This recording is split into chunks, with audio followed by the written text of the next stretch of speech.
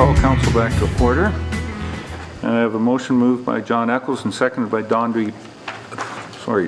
Marshall. Be it resolved that the Council of the Municipality of West Grey hereby returns to open session of council at 10:20 a.m. Any questions or comments on the motion? Call the question. All those in favor? Any opposed? That's approved. Carried. There we go. And Mark, we didn't get through all of the things that we went into closed session, but only the one matter that we really went into closed session for was the only matter discussed in closed session. Public meetings, I don't think we have any that's scheduled this morning, Mark. And consent agenda. I have a motion moved by Dave Molson and a second by Bev Cutting. Be it resolved that items A1 to C1 inclusive contained in Part 1 consent agenda be adopted, and further that authorization be given for actions to be taken as may be necessary to give effect to the recommendations contained therein. Comments on the motion. Councillor Lawrence. Thank you. Committee of the Whole minutes of August the 25th, and it's a COW 55-14. I'm just wondering if the wording is correct. We had recommended that we write off the penalty portion for sewer only.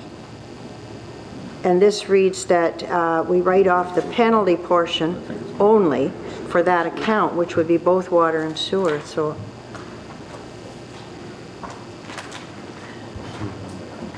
my memory of it, Mark, was that it would be just for the sewer penalty part,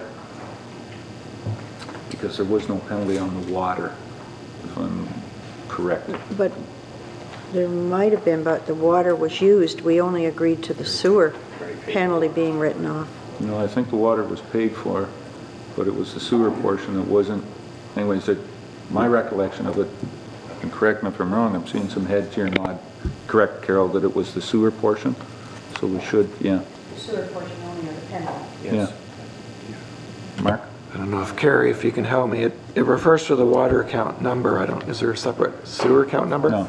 That's probably why it's noted as such. So the amount is correct, yes. Basically. Yeah. It's the same account number for water and sewer. It's just the allocation between the two. So That clarifies that. yeah. Okay. Just so we recognize that. Yeah. Okay. Any other comments on the motion? Call the question then. All those in favor? Any opposed? That's carried. All right, Mark, I'll ask you to hand out those resolutions to give effect.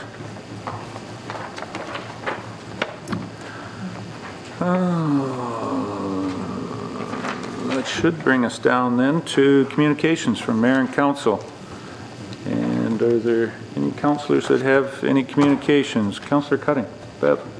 Yeah, I just wanted to say that a number of us attended the Elmwood homecoming on last weekend, and we were in the parade, and I'd like to do a special thank you to the Parks Committee for doing a wonderful job on the float. It was absolutely beautiful. It said nestled in nature with a big banner, and it certainly did look like it was. It was probably one of the largest floats, and certainly we had a lot of fun with one of our crazy residents wearing a crazy get-up and peeking through tall cobs of corn and stuff, and the kids were all squealing with delight, so it was really wonderful.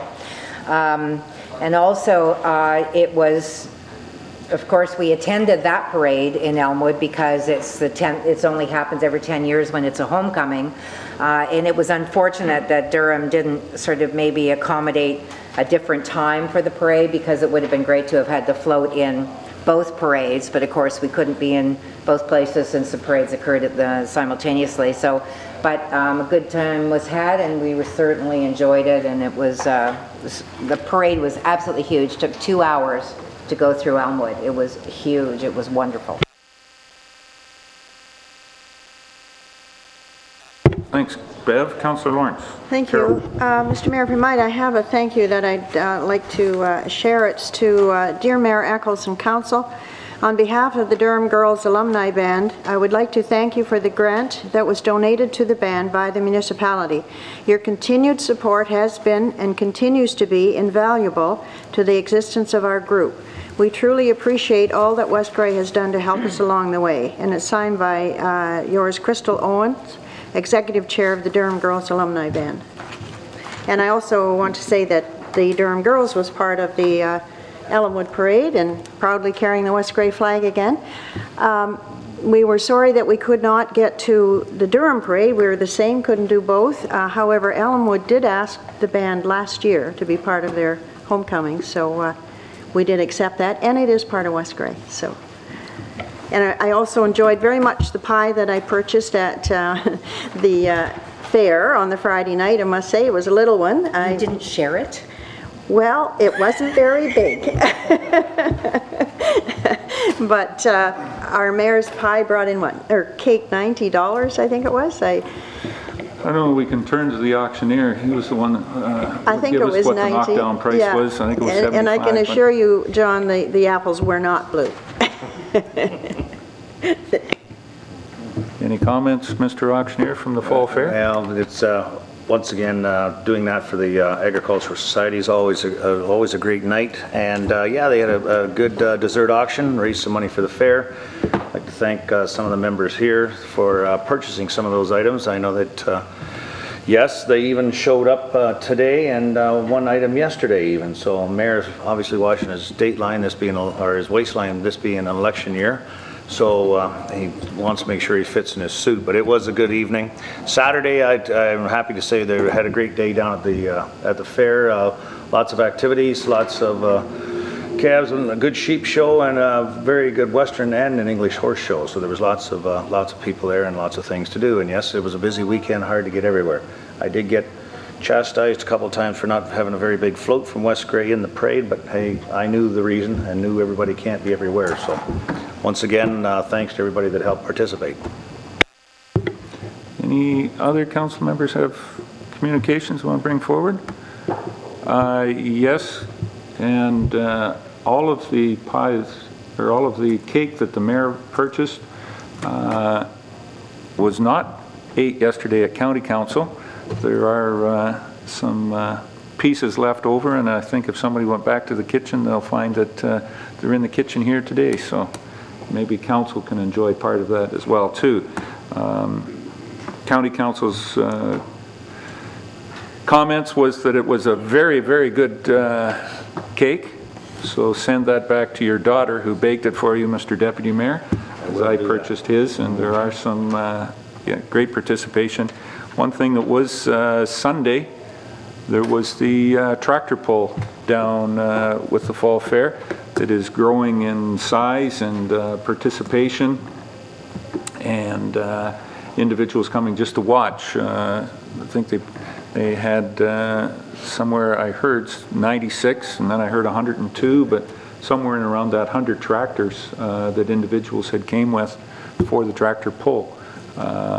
And it went on late into the afternoon. I think it started at 1 o'clock, and I had to leave at 4:30, and they were still just starting another pull at that point in time. So another advantage with the Fall Fair to bring it into a 3-day per Fall Fair now here in Durham. Well attended, and again, just to reiterate the 3 days to Councillor Thompson for his work up at the Elmwood Homecoming.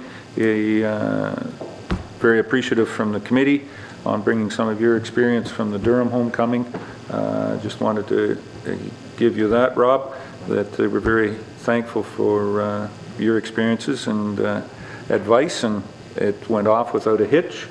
Amazingly enough, on Saturday, I think it rained about 3/4 of an inch in Hanover. It rained over 1/2 an inch in Chesley, and Elmwood got no rain at all. It just was in the sunshine the whole afternoon. So the weather cooperated tremendously for them. Saturday night they got a little bit, but they said that cleared out the parking lot at about 1 o'clock very well from their dance. So the weather was extremely good for the Elmwood Homecoming. So look forward to seeing it in another 10 years. Nothing else? Then I guess we'll go on with the rest. Delegations, we have none this morning, Mark. Business arising from the previous meeting. Is there any business arising? Seeing none, then we'll go into staff reports. And the first one we have is from our, from the Finance, Director of Finance, Carrie, who's with us this morning. And let me get down to it. It'll be the accounts, if I'm not mistaken. And is there any questions on the vouchers? I've had them for I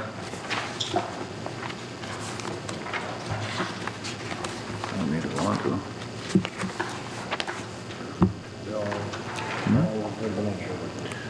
Everybody was fine with them? That's really one of the fine-tooth comb.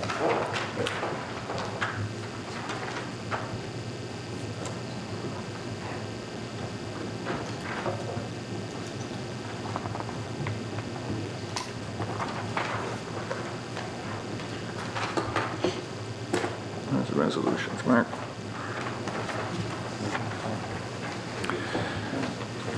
There's no questions on the vouchers, and I have a motion moved by David Mollison and seconded by Carol Lawrence. Be it resolved that the Director of Finance Treasurer be authorized to pay the accounts presented as voucher number 16, 2014 to the Municipality of West Grey in the amount of $90,221.13. Any questions on the motion? Call the question. All those in favor? Any opposed? That's carried.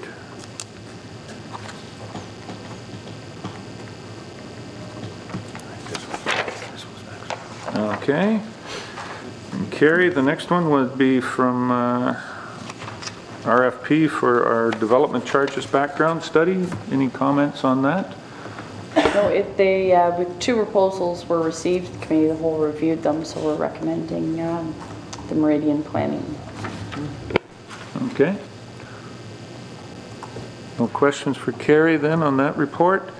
I have a motion moved by John Eccles and seconded by Don B. Marshall. Resolved that the Council of the Municipality of West Grey hereby approves the recommendations of the Committee of the Whole to approve the West Grey Development Charges Background Study request for proposal from Meridian Planning Consultants in the amount of $14,500 plus HST.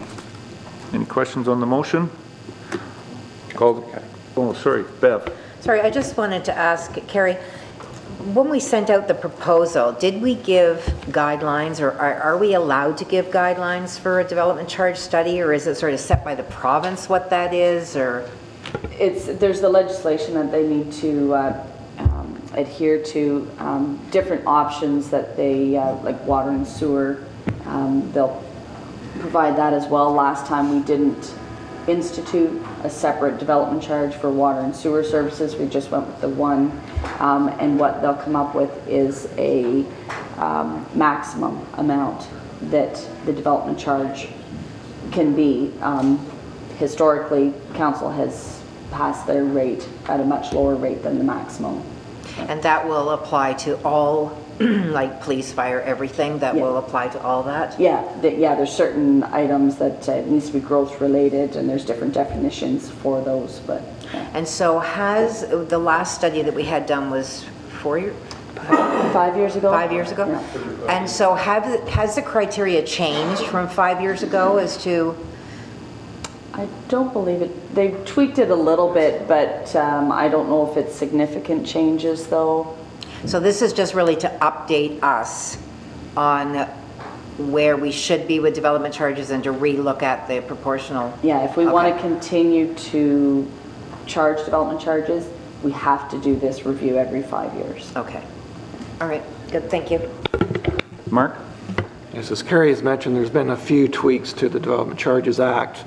The methodologies of the consultants will vary from consulting firm to consulting firm in terms of how they determine what is growth related. Anything that they do, the study has to be defensible. It can be appealed and can be questioned, so it has to be defensible in terms of being growth related. And who can appeal that, Mark? An individual, any individual, Okay. and if they don't feel it's inaccurately completed, it can be appealed. Okay. Carrie, West Grey has never imposed industrial or commercial outside of residential. There are some new companies coming forward. I know in the county development charges bylaw, new business-related companies as well too. The county doesn't have an industrial commercial, but they do have a one-off on wind turbines that's been accepted. I'm hopeful that that could be looked at and be one thing that is put in there.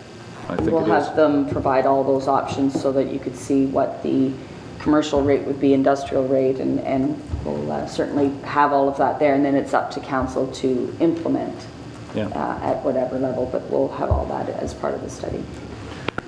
And the time frame for the study was 3 months, 4 months? Or report back to council? They need to have it, because there's different public meetings throughout the process, but they'll have it done before our current bylaw expires, April of 2015. Yeah. Will be the, they'll have it fully completed with all of the necessary public meetings by that time. Yeah. Okay. All right. Any other questions on the development charges proposal? Bev? Sorry, just one. Will your microphone work? Sorry. Thank you. That's Carol's job. Do we set the locations for the public meetings? Okay, they don't. No. Okay.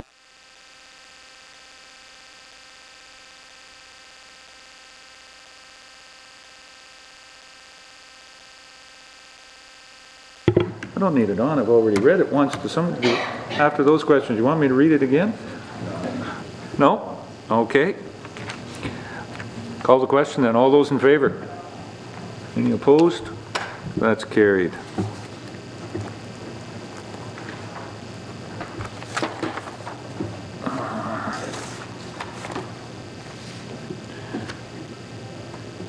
Okay, the next one that Carrie had for us was a question dealing with the Durham Art Gallery, and this has come as a recommendation from the Committee of the Whole. Any comments on this? Shall we bring it forward? I have a motion moved by Carol Lawrence and seconded by Bev Cutting. Be it resolved that the Council of the Municipality of West Grey hereby approves the recommendation of the Committee of the Whole to approve a donation in the amount of $500 to the Durham Art Gallery from grants to organizations in recognition of their 35th anniversary. Any questions on this motion? Call the question. All those in favor? Any opposed? That's carried.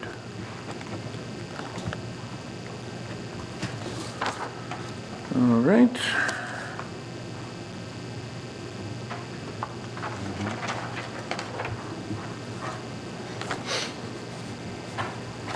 And the next one was the Committee of the Whole had a discussion on the Durham Library and the police service building.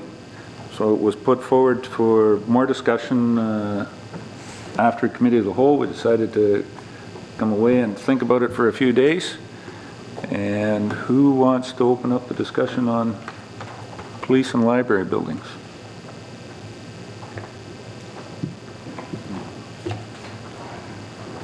So we'll go forward then with the recommendation. If we see nothing, we had a consultant group work on it, and the consultant had come up with an option of doing the Rona building into the library and building a new police station. So everybody's fine with that? I thought that would get some discussion started. No, I'm not fine Go with ahead, it. Carol.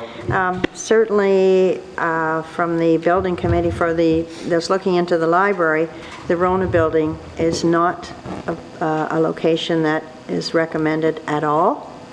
Neither the building nor the location really is suitable. We would rather, as we had discussed at that Committee of the Whole, we would rather look at expanding the present building or building a new building.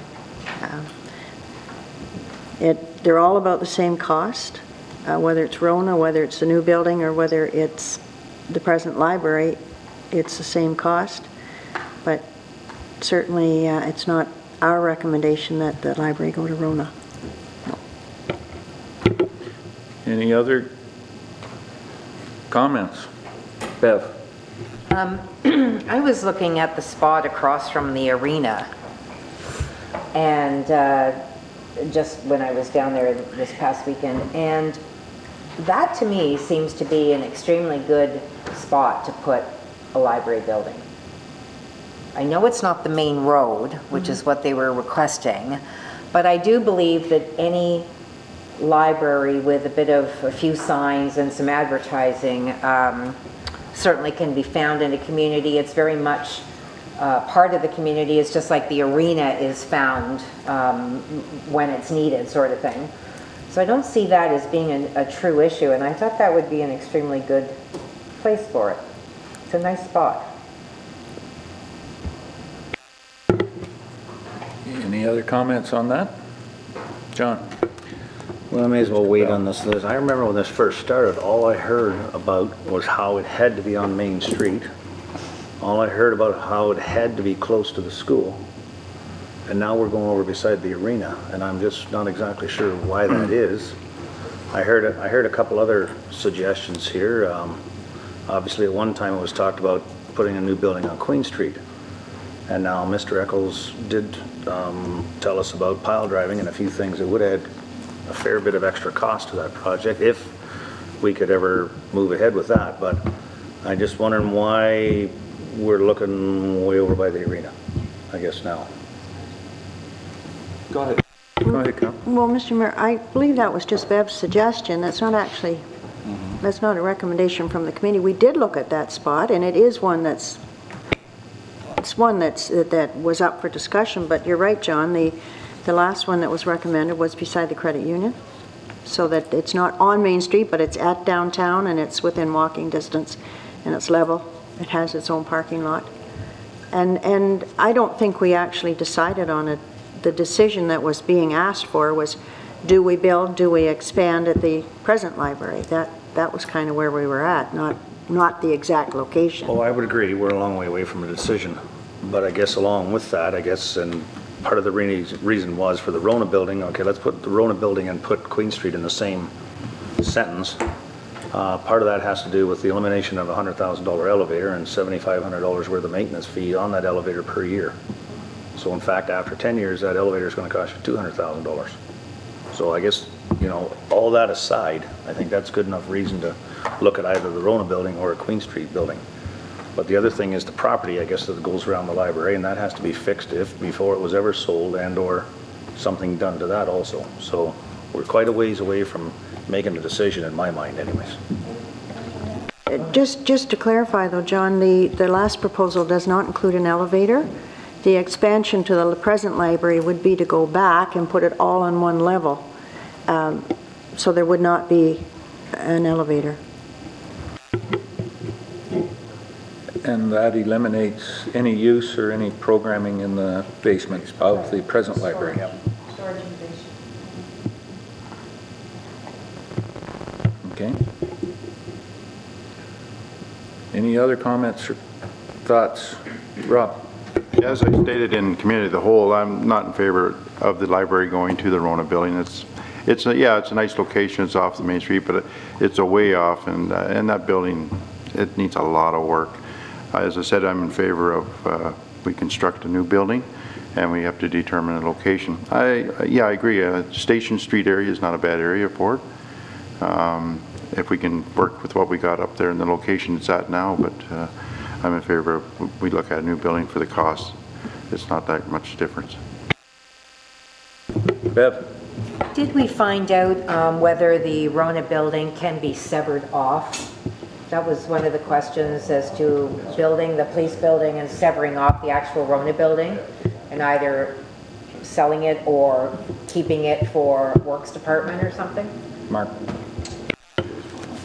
So municipalities are exempt from the severance process. So basically, if council wishes to, they can get a survey done, create a new lot in any which way or form you wish. I think the question council has to ask is whether or not that lot and the buildings are more viable as one lot or as two.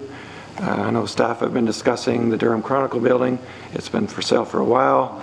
If you sever off the Rona building, you have a similar building and lot that may not be as sellable either. So yes, it certainly can be severed off without going through an actual severance process, just through a survey, a deed. However, I think council does want to look at whether you'd be better off as one lot or two potentially. That's the question. Does that answer give you an idea, Bev? Yep. Okay. Any other questions or comments?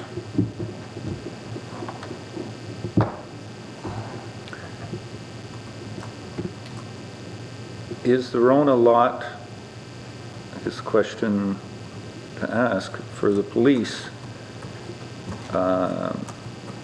new build and or rebuild? Is that where we would like to see the police being put? The options. Bev?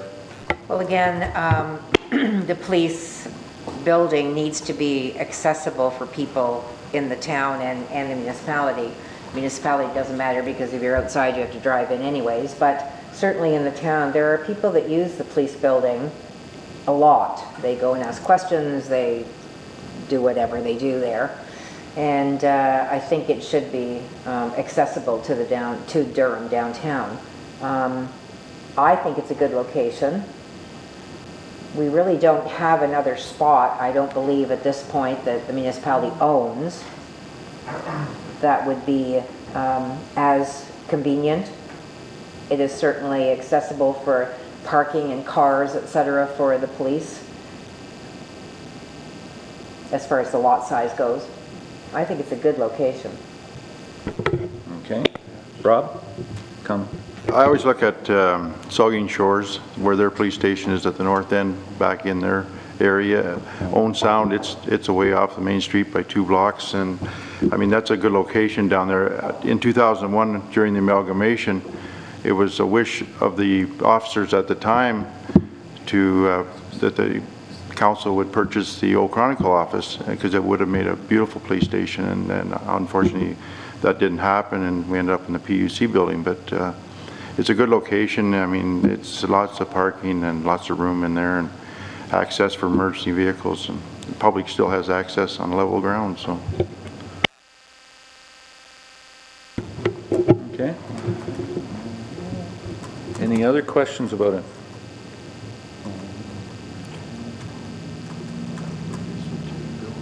Carol? Thank you. If you're looking for opinions, I guess that's what you're asking us, or individual thoughts. I think the location is good. I do believe a new build would be better. Again, you're looking at as much or more money to revamp the Rona building than to build new. I like the suggestion of putting the public works down at the Rona building and building a new police station there, using the present depot behind the arena for storage. We have any number of equipment and heaven knows what for fire and public works that sits outside. And we've always said we're short of storage. In fact, we had a good report from Ken on what could be done there, and that's my thought, that I'd like to see that. Okay. John? Whichever way we go down at Rona, if we're going to put the police down there, I would hope that the build would be able to accommodate emergency services in the future, that we could add on to it. So in the future, if fire and ambulance or whatever has to go in there, it could be added on to as we need, so it could be a one-stop place for all emergency services.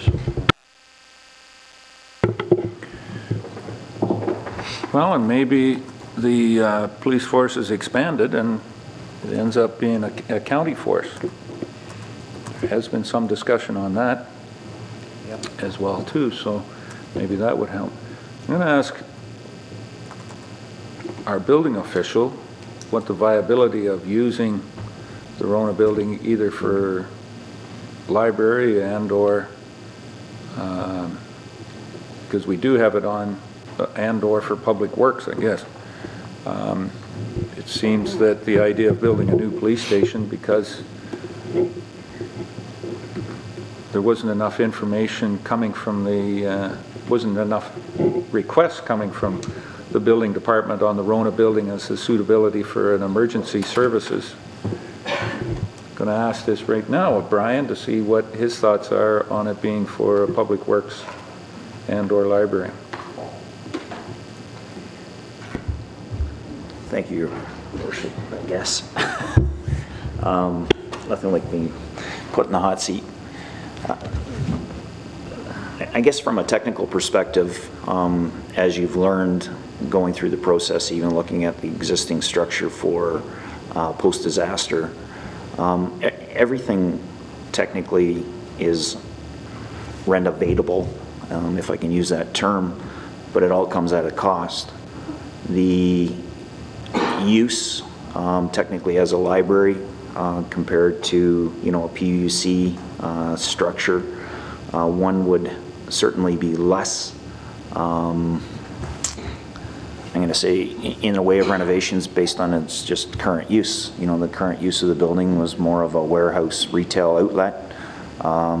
You know, if that's what you're looking for in the way of storage, PUC, public works, something of that nature, certainly the nature of the renovations would be less than trying to do something expansive from a library perspective, which is generally, you know, illuminated, lots of glass, something that's pleasant, you know, from more of a humanistic nature. So therefore, I believe that the proposals that you've reviewed from the architects is that there's very little difference because of the nature of the requirements of trying to create an environment of public space in use of a library. And I certainly support that requirement because it needs to be of a place. It shouldn't be just, you know, four walls and dark room, and, you know, it needs to be something that you're proud of. The cost of doing that, whether is obviously more because of the amount of interpretation that you're looking for. But is it doable? Everything's doable, but everything comes at a cost. The cost comparison, you know, like I say, for a utility building, offices, it doesn't require post-disaster, is less per square foot than would be for something of a, you know, an assembly or public access, such as a library. I don't know if that answers your question. That's how I feel. Beth? So are you stating, I know that the police, if we build a police building in Rona, it has to be post-disaster specs. Is that true for a library as well then? No. No, so it's a different Standard. different standard for police to library. Okay. That's correct. John? Real quick, I'm going to go to Mr. Gould on this one. Ken, I think we saw in your report, Aspen Street, $20,000. Is that the right figure to fix that up? And would Public Works, if we were to build Public Works police station down where the Rona is that enough money to get a good street out the south end? Or what would need to be done there to accommodate that? Yes, we did have a look at that. It's a pretty simple procedure there to get a road in there. It's a matter of cutting the trees and removing the stumps and applying a lift of gravel. I don't think they need a 2-lane paved road through there. They just need an emergency access. So it's certainly doable at $20,000, yes. So you foresee if something was going to go there, everything would go out the laneway the way it goes in there now? By the car wash and down into that area? Yes, certainly that's available to whatever option the council chooses to come out onto Highway 6, but it's my understanding that the police do need an emergency access out of there too in case there's something that they can't get out on the road. But yeah. Any other questions or comments?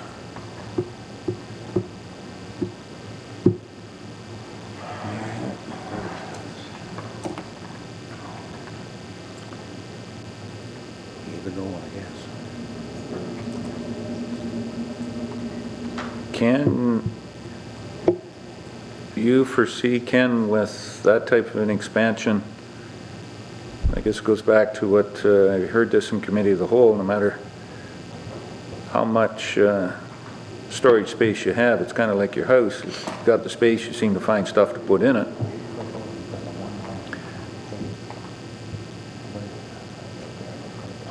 Is there a way that we can reconfigure some of our patrols out there to take advantage of a bigger building at the south end of Durham? Yeah, I did mention in the report I had for the committee of the whole that it would be certainly a good option to have more particularly winter maintenance equipment here in Durham, where they could leave from a central area here in Durham and go out into rural patrols where there is more traffic and residential development around the town of Durham. Everybody seems to want to live close to the town, but not all of them want to live in town. So there is a lot of development outside the town of Durham, and we could certainly take advantage of that if we had an adequate sized shop to accommodate that. Okay. So in saying that, that would make use of the Rona building. I don't think we'd need to sever it for Public Works if we would keep it that way. And Public Works and Police instead be down there. You know, it was something that, and this has come up since the consultant came and took a look at everything. We didn't have a consultant give us any cost estimate or anything as to what it would take. That'll need to, if it was going to be turned into a Public Works. The other aspect is, would the building on the back of the arena, what in your future crystal ball, Ken, do you see that becoming? Well, certainly the Parks and Recreation has expanded since amalgamation here, and there's a lot more need for additional equipment and storage, and I think along with the arena, they sometimes have equipment in there too. They look after the ball diamonds, and they have their tractor and groomer in there for the ball diamonds, along with the Zamboni in the summertime. And then the parks certainly have certainly a big need for some area to put their equipment in.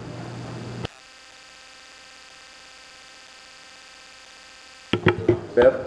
I know that over the years, the Parks Committee and when council was putting floats together before the Parks Committee got involved, I purchased a lot of items for parade floats, which used to be stored at the Glenelg Hall, or Glenelg Depot, which was not convenient because the wagon was here.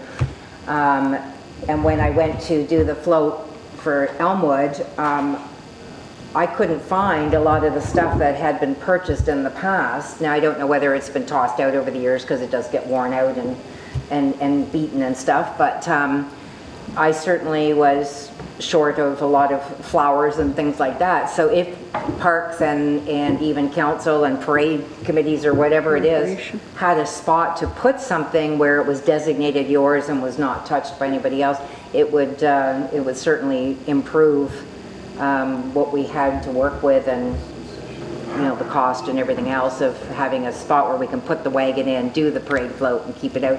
And in a lot of years, there's several parades that we go in, and the float always has to be taken apart because it's like maybe 3 weeks later and you can't leave the float outside, blah, blah, blah. So it would be nice to be able to do a really spectacular float at the beginning of the season and sort of use it in the parades in the community, because we have a lot of parades. So that would be a big asset to have that a storage spot.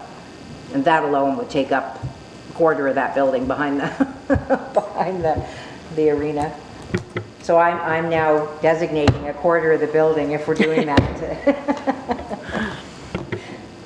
So you're saying the start of the year, you're asking us to get a bunch of roses? We're going on the Rose Bowl Pasadena parade too? I'll drive it down. Mr. Mollison, I believe those floats, they travel at about 30, best at 30 kilometers an hour? I designate, yes, we'll send Bev down. We won't see her for a month and a half. And you'd like that, wouldn't you? I didn't say that. Your assumption.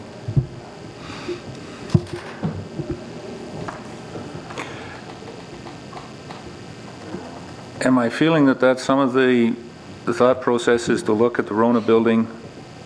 As Ken said, it would for the north part of Normanby and the south part of Bentic, and probably the south part of Glenelg as well too, the southwest part of Glenelg, for doing some of that plow work. It may give us better winter coverage.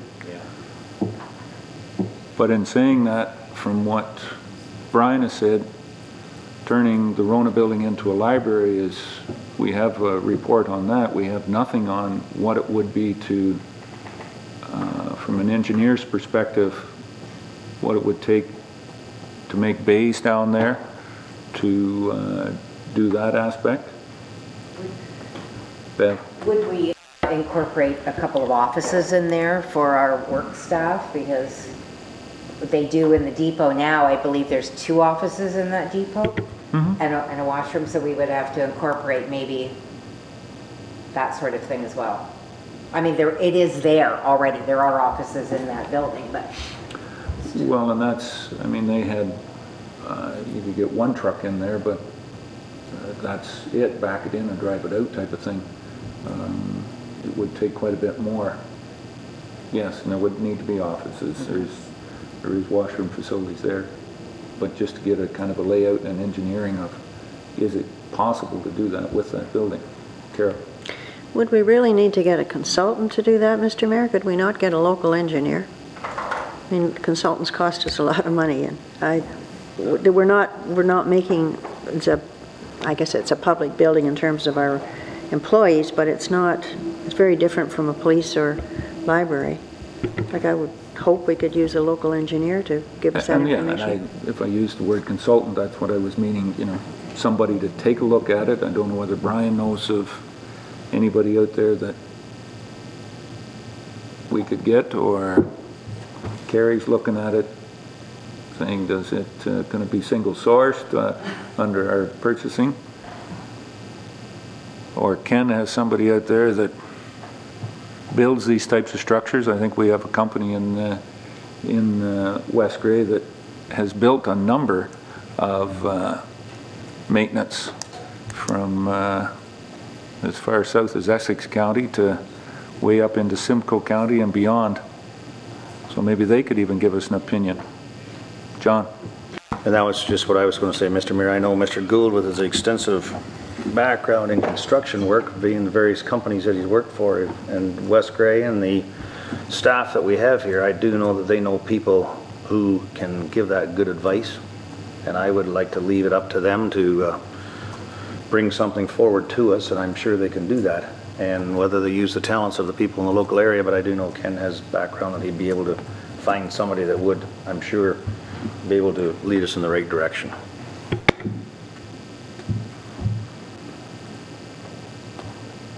Can I impose on staff, on Brian or Ken, to, with a bit of support from Larry, to look at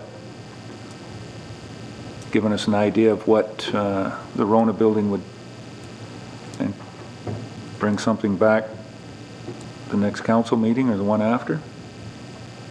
Or maybe for the next committee of the whole meeting. Yeah. And in saying that, though, September the 12th seems to be a date that has some significance in the municipal elections. Larry, your interpretation of the Municipal Act and what we could purchase or what we could commit the council to as far as lame duck goes, as of today, would, in your opinion, would this council be in lame duck? if today was September the 12th? Based on my review of the nomination papers, every position is being challenged. There's no guaranteed position for anyone that the council would fall under Section 275 of the Municipal Act, which is more commonly referred to as the lame duck period. So there would be certain acts and limitations which would be imposed upon the council of the day. One would be not expending anything more than $50,000 that wasn't pre-budgeted and approved in the budget. Others including staffing and that sort of thing. So yes, you are becoming, would be limited in your ability to move forward this fall. Okay. But, Mr. Bell? But we would be able to plan and review such items if they were brought forward, though. I just directly answered the question, but you're quite correct, Councillor, Deputy Mayor Bell, that we could plan and get things in process and be prepared to move forward with a new budget and a new council on a go-forward basis. That's correct.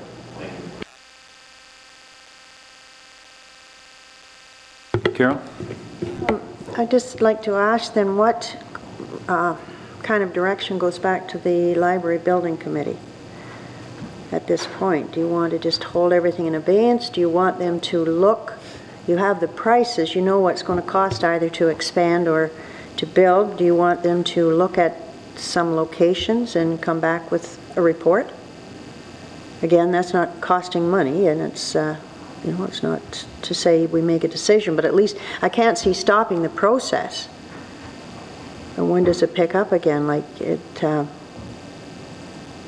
we would need to look at the Queen Street location to see what, first of all, is it possible? Talking to Saugeen Valley, that sort of thing. You know, and there may be other options.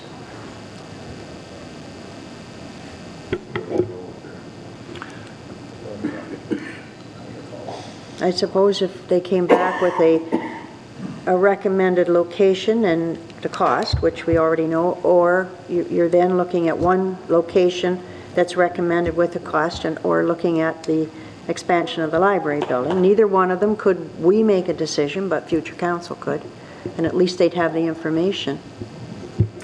Have it in place for them. Have that information in place for the 2015 budgeting process, and or 16, whenever it, however we can fit it into the capital plan, because there is no question that, yeah, renovating the library, we know is going to be somewhere in the 800,000, you know, maybe closer to $1 million. We're not sure, exactly sure. I mean, it's 800,000. Renovating the Rona building for a library was 800,000, and building new is somewhere around that 800 to 900,000, give or take. It's all in that 800,000 range for the library. Building new for the police, the number that we have for that is about 2.8 million. For the Bevan, I'm looking a little over 10,000, 12,000 square feet. I believe so. Somewhere in that range. That was about 2.8 million, so, and we have no idea, Brian, whether it's 200,000 or whether it be 400,000 to renovate the Rona building into public works. It just, yeah, I have no, shouldn't even be throwing the numbers out, but we believe it would be less, you know, the assumption is that it would be less than what the a library design would be, and we know that's 800,000, so let's say it's less than that. It's going to take a bit of work for Kerry to come up with financing this as well too, and putting something into place, whether it happens in 15 or 16 or how that's phased through.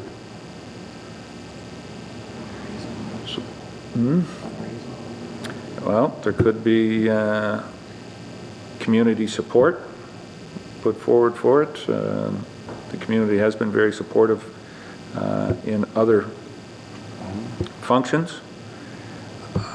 you know, maybe one of the community supports would be that council could get, any council member could get a bucket of ice thrown on them instead of just the mayor. I'm the thrower. Oh no, you're the receiver this time. I'm hearing big time down from this end, Miss Cutting.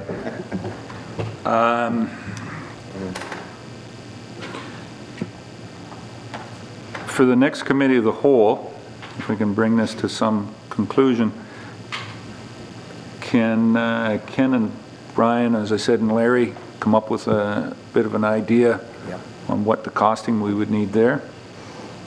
The library continue doing some work on the options. I mean, they've thrown out or they thought the option would be Queen Street, but doing a little bit more there. I know that Queen Street, there was another project that was put forward and the Conservation Authority certainly wasn't supportive of that. And I did do a little investigation since Committee of the Whole, and yeah, it took quite a bit for the credit union to get the base in there to put their building in there. John? I'd be interested in seeing cost for removal of any of the buildings that are down at Rona to be added into that. If we're going to build new, it's going to cost us something to get rid of one or all three or any combination of those buildings.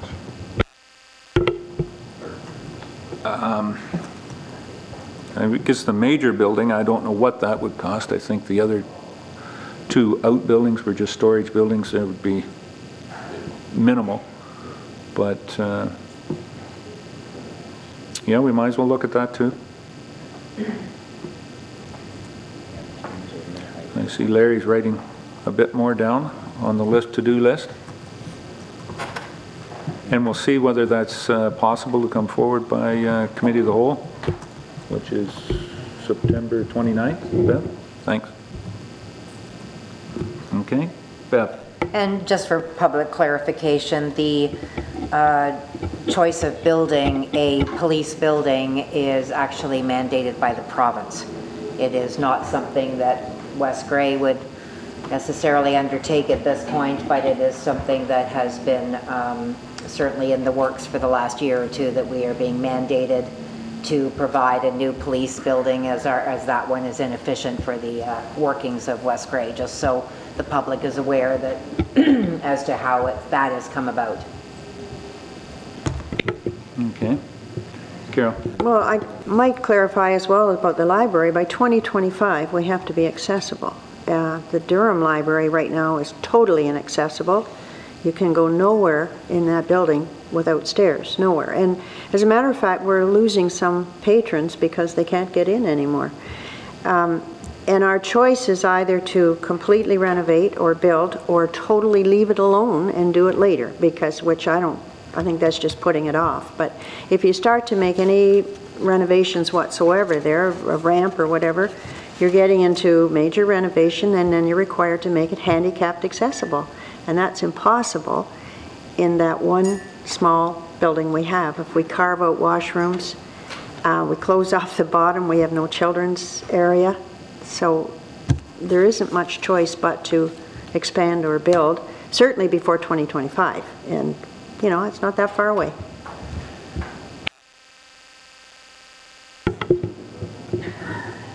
With the library, and one thing I just thought of, Queen Street, I don't know whether there's any environmental there, but there was talk about Station Street. You may want to just say to the library, if they were looking, if that's one of the places to look, it may be from what the old use was, and maybe one of the reasons why it hasn't been built on at this point in time. Just some of the environmental concerns that may be there. I don't know whether there is, but just a point of thought, Carol. All right. Does that give us enough direction to go forward? And we'll see what comes back on at the Committee of the Whole, whether we have time or not. It's not saying that it get the correct information and get all of the information before we present it, because just a little bit can lead you down the wrong path. Okay? All right. There's no more discussion on that. Carrie, OSIFA, Build Canada Fund. There's some of the, I think what Carrie's looking for is projects, or do you have any that are sitting on the 5-year capital plan you'd like to throw in? We've had the Durham Well 2B on the pre-engineered and underway, but we can apply for one application under each program. So if we want to do, what 2 projects do we want? They can't be the same one for each. The Ontario Community Infrastructure Fund and then the Build Canada Small Communities Fund. So I'm just looking, both of them are due September 19th, so we need to, as far as the expressions of interest, so I just need, it's not as detailed of an application. We'll find out later on if we get invited to submit an application, then we'll require certainly more detailed information, but I do need some direction as to what, if any, you want to apply for and at what funding level. The OCIF, you can apply for up to a maximum of 90%. Or $2 million, whichever is lower, but on the Small Communities Fund, it's your typical third, province, feds, and us. So just looking for some direction so we can get that prepared. It's not that far away. Deputy Mayor Bell. Thank you, Mr. Mayor. Ken, I hate putting you on the spot here, but this is right in your bailiwick, if you would like to put it that way. All these are infrastructure problems that are ongoing. In your opinion, which do you think is the most, shall we say, time urgent? And I guess I'd look, and you can collaborate with Larry on this, which do we have the best chance of maybe receiving some monies from this, recognizing last time we didn't have very good luck? Certainly the Durham Well number 2, I think it's 2A, would be the, I know we've applied, I think twice for funding for it previously, but it is a definite need here in the town of Durham to have a more than adequate supply of drinking water. And I really do think we should move forward and try and get that one back on the beam if we can, because it's very important to have a reserve supply and to continue on with the growth here in Durham. Okay, and if I could ask one more question, Mr. Mayor, I would agree with that. Would it be safe to say if we had the well pumping at full capacity that there would not be as urgent a need for that steel standpipe or anything to be done with it? Recognizing we would have capacity and more flow of water? Yeah, certainly the steel standpipe. We had a report here recently from an inspection company, and it's an enormous price to get it upgraded to where it should be. I think we should look at other options to replace it, but I do believe we should try to keep that type of, maybe not that type of size, but certainly an adequate supply of a water source to be able to accommodate the town of Durham here. Yes.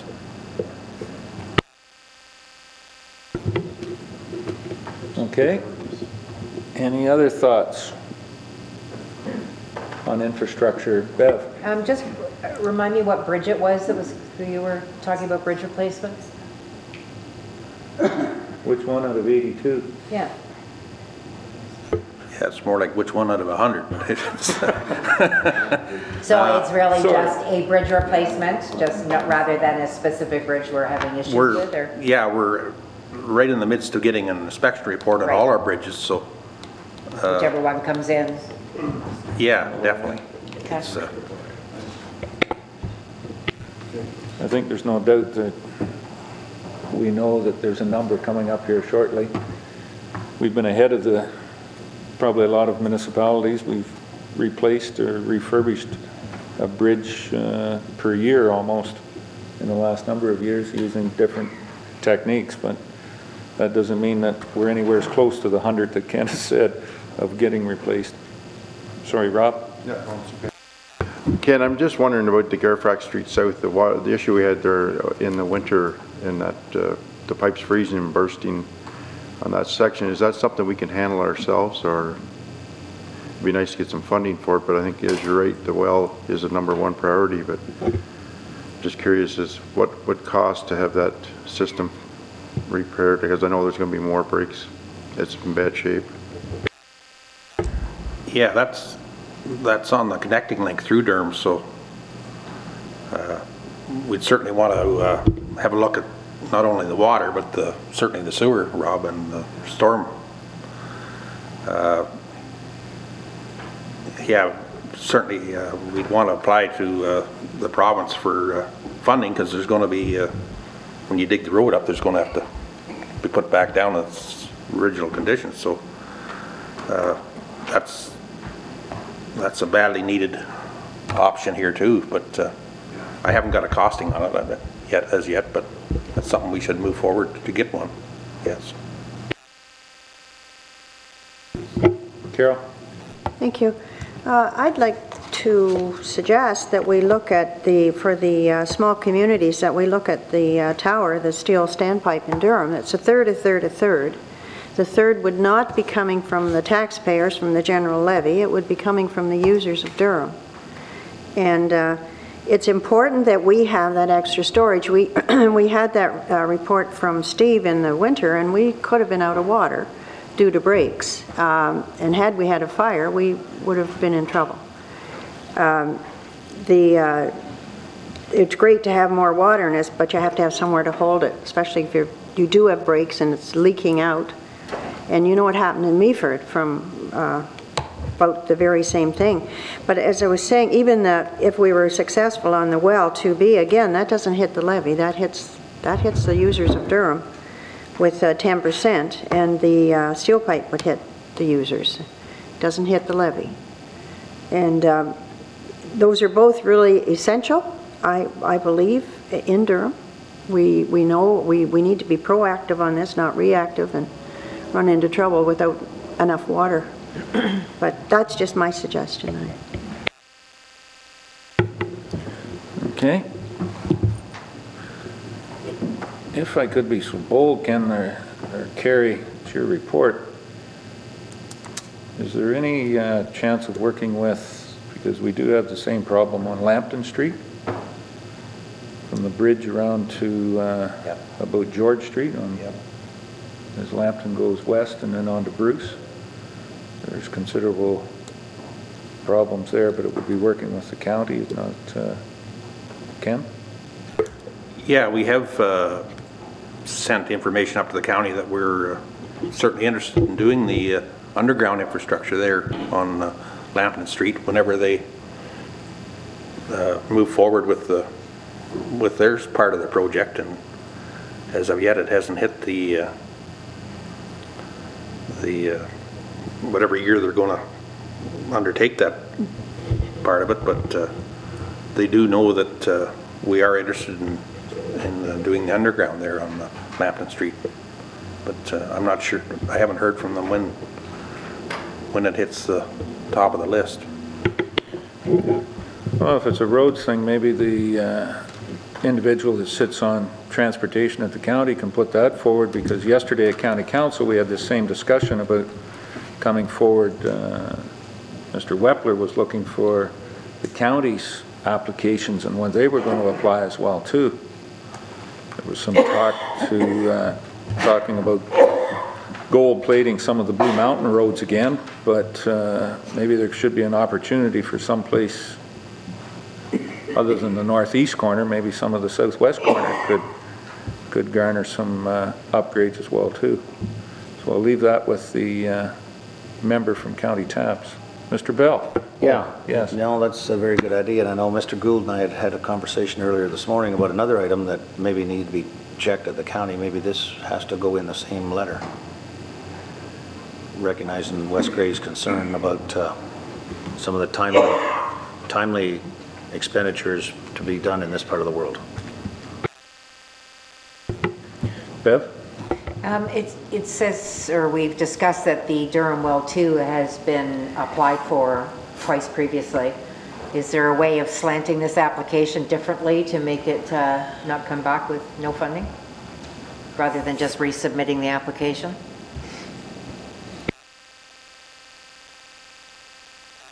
The last time we didn't, due to the number of applications received, we just didn't, we submitted a letter from the Ministry of the Environment supporting our project because of the not public health issues, but the health and safety of the community with the water. So felt that was fairly strong.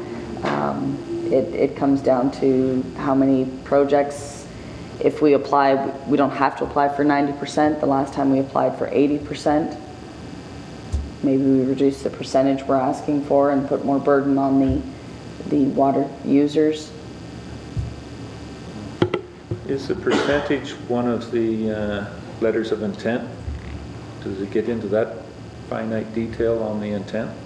Yeah, you have to submit how much you're asking for.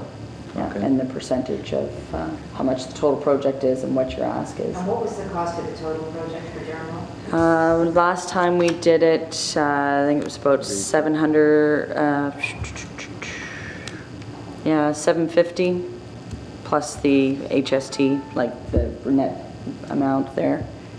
So we had applied for about 150,000 and to be left with the water system, and 80% to be covered by the grant application. Maybe that's something we should be playing with a little bit, just to increase our chances.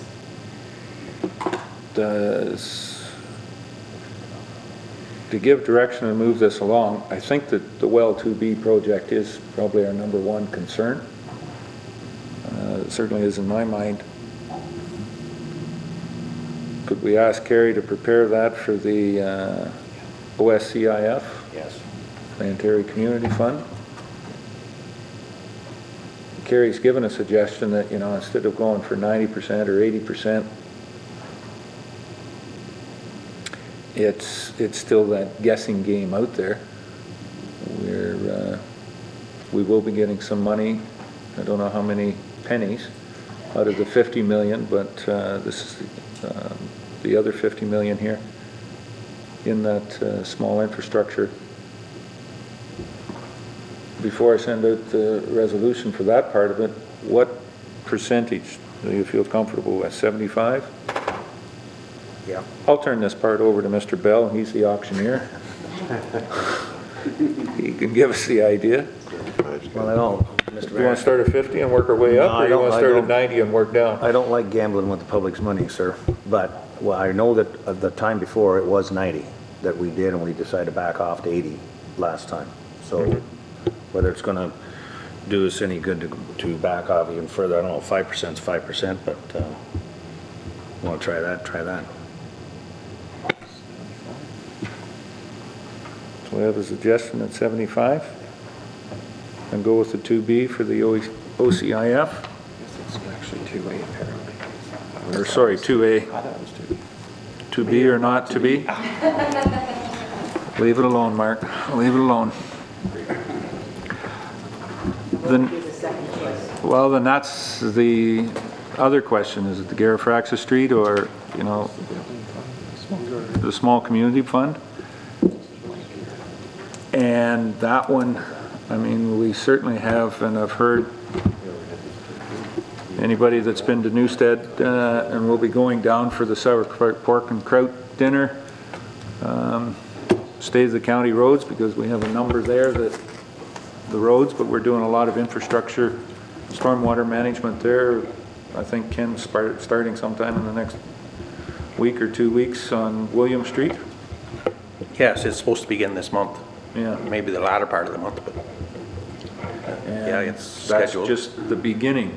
As I think Councillor Lawrence has reported to us, if you go straight through, or Councillor Mollison has said too, that the springs on his truck, you don't have any rust on them by the time you leave County 9, the Eric Winkler Parkway, and go south, like it is on Adam Street, is it?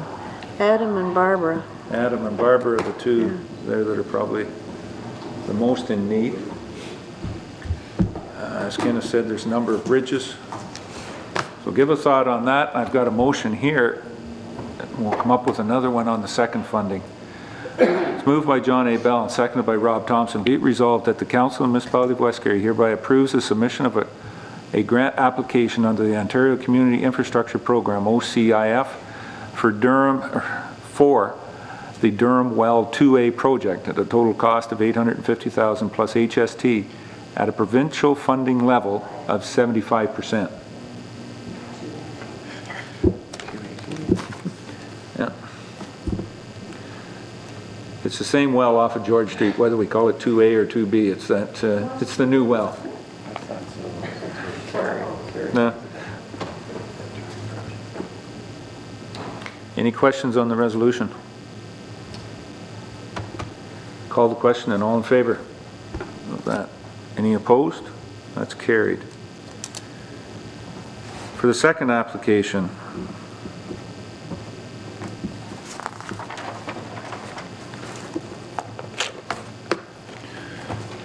do we stay in our urban areas, or is it a bridge replacement?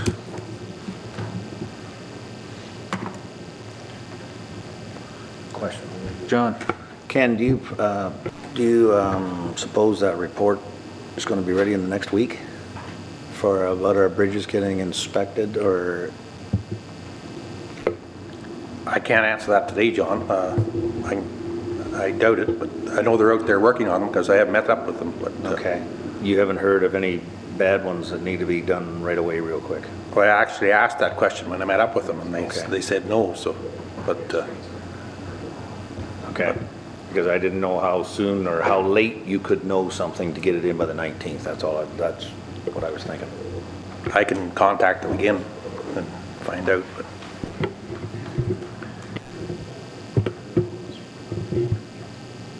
the last bridge that we did down in Normanby with the prefab, Ken, was 200, by the time we were all said and done, 250,000?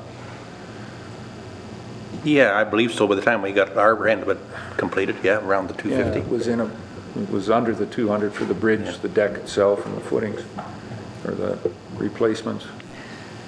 Kerry, is it possible to put forward a resolution just saying at this point from council, a bridge of the director of infrastructure looking at the one of most need from our resolution, and fill it in try going it from that that way. Yep. And see what, just looking through what some of the questions are, but I think our big thing will be putting a cost in of what kind of a cost level you need. Health and safety issue description, project description, so it might have more weight the more specific we are, but... Well, that's what I'm saying, but for the resolution, for a resolution, exactly, it doesn't have to be in until the 19th. The resolution would be for the bridge of the most highest need at this point in time, which would address the health and safety, which would and could be addressed. As of today, we can't identify exactly of what bridge it may be, but by the 19th, giving that authority to complete and identify that project, delegate that to Ken. Ken? Sure. Yeah, our previous inspection indicated that the bridge on the north line, I guess it'd be, if anybody's familiar where Bob Watson lives, it's it'd be west of Camp Oliver Road on the north line, over the main Saugeen. And I did get an estimate from the same company that done the last last bridge at, in Normanby, down on the south end of Normanby, and I believe it was around 300,000. I do have the quote here in the office, but that was the bridge that, from the previous inspections, that was the highest on the list for replacement. So, but it'd be the same type of replacement as what was done down there. It's an arch bridge, and we go over top of it and leave the arch and do the same type of thing. But I can, I'll try and get more information here. And Mark has just kind of whispered in my ear, if we were going to go for that type of a bridge replacement, would it still leave us time if this was brought back on the 15th of September? Doing some work? You can start the application process if you know, if you could identify it. And be able to put it in some higher numbers? I'm only throwing that out as one of our options, unless, because this is going to be going forward. We know that municipality of West Grey has more bridges than any other municipality around, just because we're nestled in nature. John? Yeah, and with that, I think it was kind of talked about and decided around this table during a committee of the whole that we should probably do one a year, and recognizing the amount that we do have. So if we don't keep up with that, I think we're going to be in trouble. So.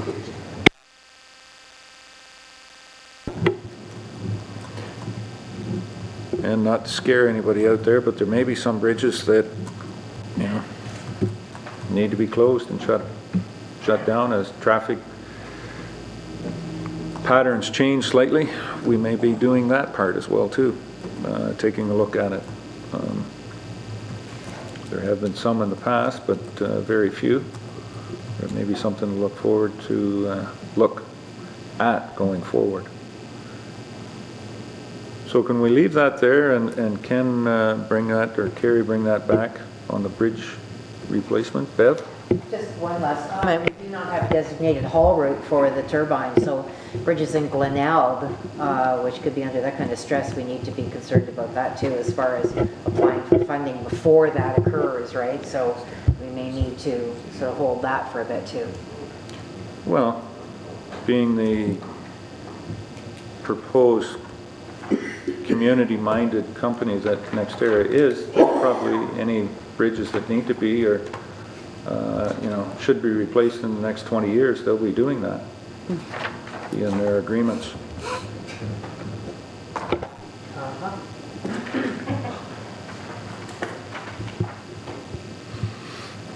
Okay, I think that's got to the point.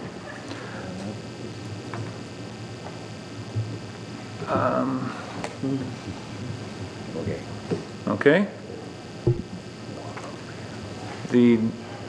And the road upgrades in Newstead, we can still use our gas tax on some of those as well too, right Ken? Yes, the gas tax, I believe, is guaranteed for the next 10 years, Carrie, or something? Yeah. Yes. Yes. And I think that was working forward. That's in our capital program, starting with William Street and working forward on those streets. Okay. All right. Very good discussion. What's the next one?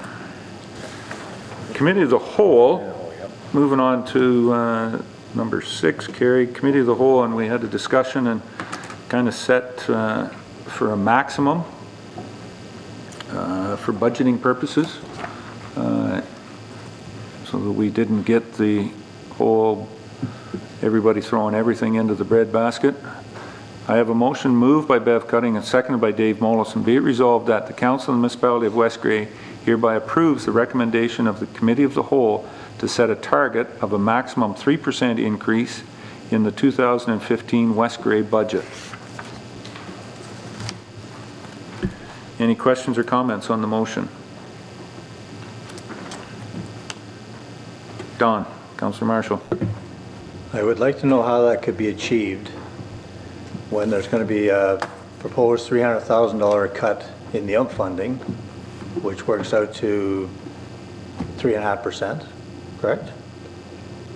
Police building, that the borrowing on that's going to be $210,000 a year to pay the loan back, is another 3%. The library at $800,000, say 1% borrowing on that. I just cannot figure out how the 3% will be achieved.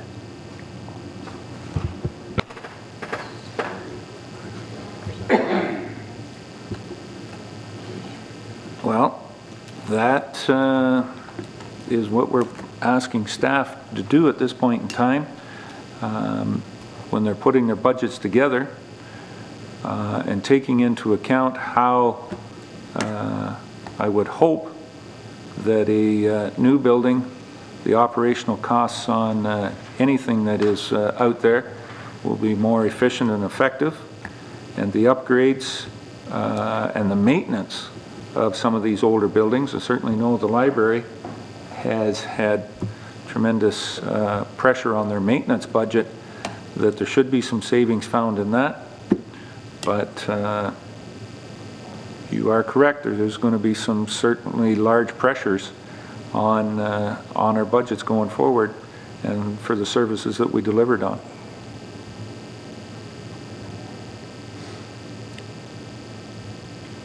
So a 3% increase may be very optimistic, but it may be more realistic than trying to cut the tax rate at this point in time.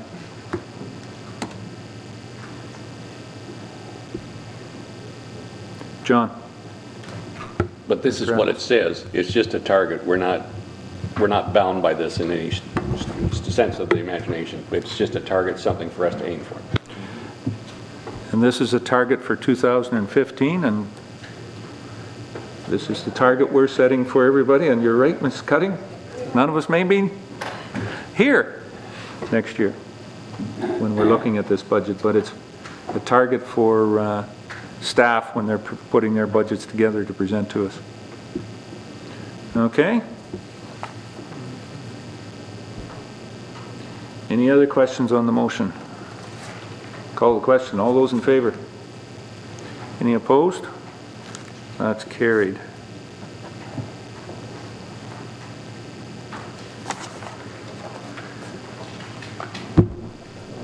Anything else, Carrie? Timesheets? Just a reminder for the few that haven't submitted yet, if I can get your timesheet, that would be great. Okay. Any questions of Carrie before Carrie leaves and goes back on her holidays? I'd just like to say thank you, Carrie, for, I was kind of shocked this morning when I come in and saw your office light on and your vehicle here in the parking lot. Carrie is on holidays this week, and she's dedicated enough to come in, so. Yeah. Okay. No other questions. Again, thank you very much, Carrie, and for your dedication.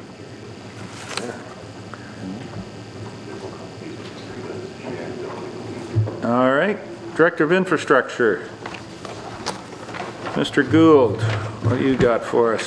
First thing is the Lions Park donation. We have an individual that has submitted a proposal for a freestanding commercial park grill type of thing for the Newstead. It's been in our package. Is there any questions or anything else you have to say on it, Ken?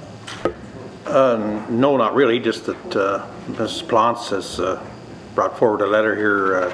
I believe her sister, another member of her family, has offered to donate this, and I think it would be certainly beneficial to the Newstead Lions Park to have having an alternative way of cooking their picnic suppers or whatever. So, yeah, I certainly recommend it. Okay. Councillor Cutting. Beth? It says here to be placed near the picnic shelter. Would we have some sort of like maybe patio stones and have it anchored there? Yes, this definitely is an in-ground barbecue style. It would have to be, I assume, cemented into the ground, the base of it, and it'll stay in one particular area. Yes. So would it be removed for the winter? Or, no, I don't really know what this looks like. So. I've never seen one. I don't know whether base can remain in the ground and lift the rest of it. I'm not sure, Bev, but... Oh, can, John? Yeah, I looked it up on the website. Oh, aren't you smart? Okay, so you can just take it out and put it in storage for the winter? I think it's a great idea. Okay. So I have a motion moved by Rob Thompson and seconded by John Eccles. Be it resolved that the Council of the Corporation of the Municipality of West Grey hereby accepts the donation of a charcoal wood-burning freestanding commercial park grill for the Newstead Lions Park from the Carol Plantz family. Any questions on the motion? Don? Councillor Marshall? Who's going to be in charge of this thing when it gets vandalized? Do we absorb that cost? I'm going to say yes, we accept it. You know, it'll become part of the structure from the at the park, so we take ownership of it. All right, I'll be supporting the motion then. Okay. Any other questions or comments? Call the question. All those in favor? Any opposed? Declare that carried. Okay. The next one, Ken, is we had a proposal and a couple of individuals seeking use of the Rona property for a garage sale. Anything else on that? In addition to this, they've asked if they could use the signage out in front of the Rona building to advertise this event. That would come in after the first proposal here, but I'm not sure how council feels about that, but I guess there is a Rona sign there that there's some sort of signage out towards the highway. And they just asked if they could put a notification up about this. Yeah. Go ahead. There is a sign right in behind the car wash. It's actually part of the an agreement, I guess, with the car wash owners and I guess at that time Murdoch's. So there's a sign out at the road for advertising. So that agreement's still in place with whoever the owner of the building is? Yeah, I guess new owners. Yeah. It's something maybe you want to check with the owners of the car wash. But I know they've used it on other events and so on. Does the co-op own the car wash then? I'm not sure. I've heard different rumors who owns it. I'm Okay, not sure. I do have an idea. I guess that's my concern, is that the sign's not on our property. It's not under our control. We can give them direction, I think, where they can go. And I'm assuming that they could probably use it, but I don't know whether it's on somebody else's. They'd probably be better off to ask somebody else for that permission. Ken? I'll check the tax roll here and see who's the owners of the. Okay. Move from there. Yep, very good. Because I don't remember it coming through on the agreement that we got part of the usage of that sign when we purchased the property. Okay? Any other questions? Oh, I don't Bev? have a question. I was going to make a motion. Comment? Oh. Well, it's coming down to you. Thank you. We have a motion here. Somebody wants to move it?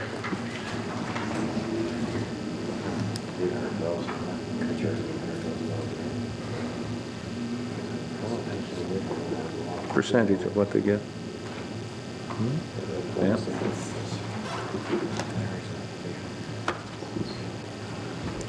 Any other comments on this? Don? Do we take on the the insurance responsibilities if somebody gets hurt when they're on our property? Yes, I imagine we would. By leasing it out to them, no different than somebody walking on our sidewalk or somebody. We're leasing it out, so there's a charge for this?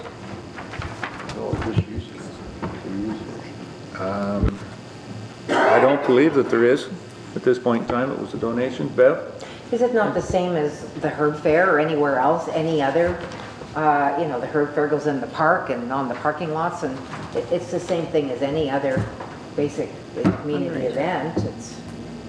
I would say. The difference with the Herb Fair is the Herb Fair does rent the property.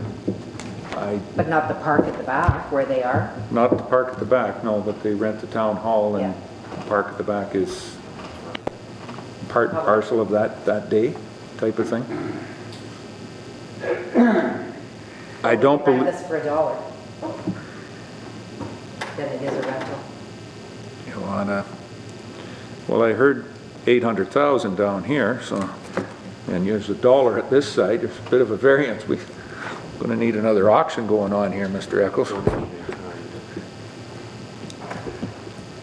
Councillor Thompson is asking for saying maybe a donation in kind.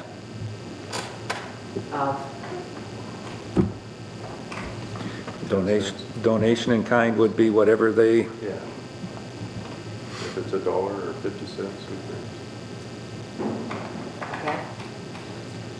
You fine with that? It is a bit of a precedent-setting thing. We haven't really used property on this way before, but... John? Quick question, what about washrooms? And They'll probably bring in a... if they're gonna bring in one, that's fine. porta potty, I would think. Okay. They did last time, so. So, okay, they'll have to look after that, obviously, so, So okay. can you mention that to them? Yeah. All right, John? Councillor Adams? I do have concerns about a lot of people saying, well, I want to have a fair down here because you give it to them for nothing. We do not donate properties for, and I'm starting to sit here and think about this could be precedent setting. That it's going to a good cause, but there's a lot of good causes Well, out if there. it's donation in kind, then it wouldn't be free, so that's a good way of addressing that.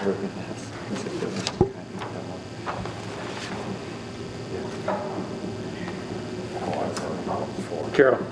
Did the farmer's market not spill over onto that property, although it wasn't municipal property at that time, but that's where they started before they went up to Donny Hills.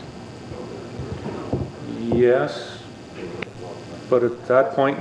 At that time. At that point in time, it was private. When they Yeah. went back behind Mason. Well, they moved around quite a bit, Bev, yeah. They were Bev at the was credit just saying- union, they were at... They were in what's behind the known- Saugeen, so did they pay for that? Because that's our municipal parking lot. I'm not sure. Yeah, so think so. there's all, no, they didn't. So it's not precedent setting. It has been used. There's been other community groups that have used it for different venues throughout the summer, so, in summers and years past.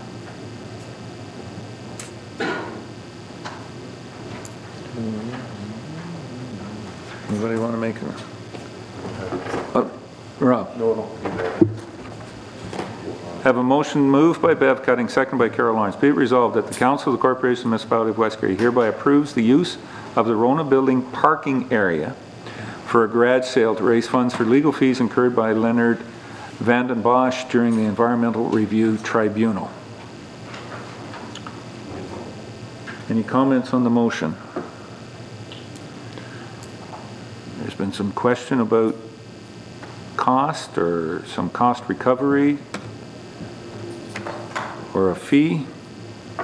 Does anybody want to amend and add that in or not? If Ken's going to speak to them, I think that they should make that donation themselves. Okay.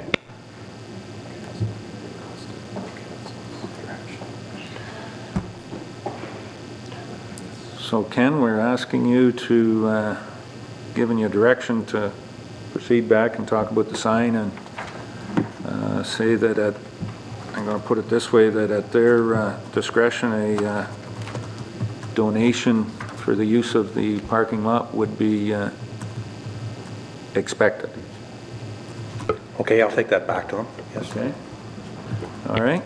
Any other questions on the motion? Call the question. All those in favor? Any opposed? That's carried.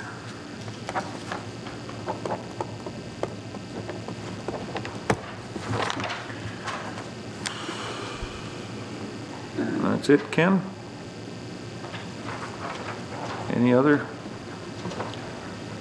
Just, we're started maintenance gravel on, in Glenelg and, former Glenelg and former Normanby.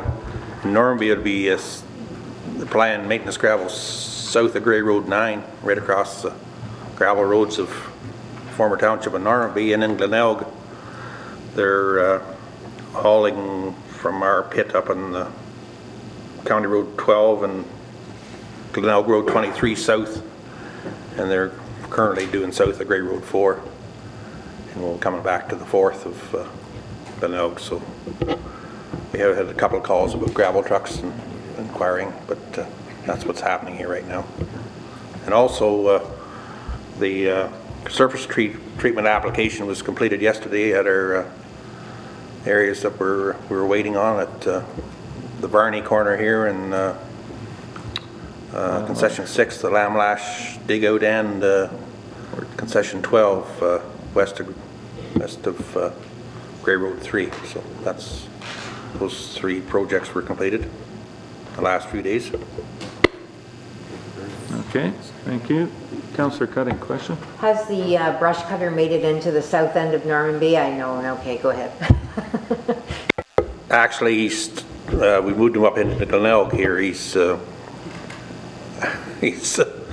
working, he was on Bells Lake Road yesterday, north of County Road 12, north of Baker's Pit there. So has the Normanby end been completed, or is it going there next? Or?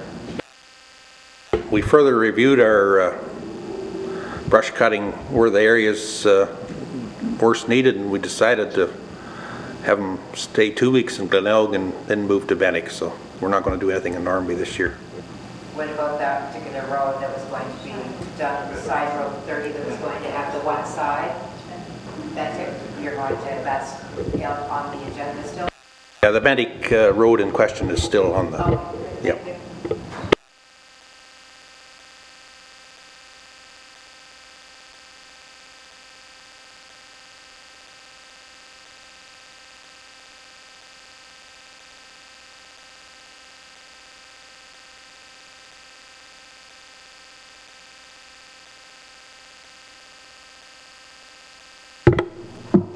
Mark, on Park Street, your report here, there was a question on ownership of whether it had been deeded and registered to the municipality, and it sounds like our municipal solicitor, Ms. Swass, has discovered that Park Street, yes, indeed, all the way right through to concession 1, is deeded to the municipality, so we have access through that area.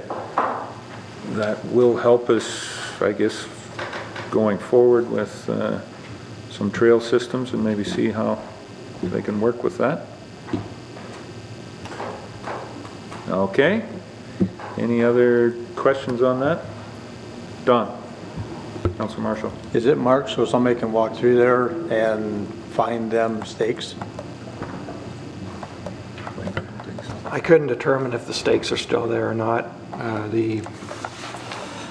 The survey was completed in 1981, so chances are, who knows, but no, it wouldn't be, it would have to be looked at, but it may very well have to be re-staked or resurveyed, or at least look, maybe a surveyor go out and try to locate it with a, I don't know, metal detector or whatever they do.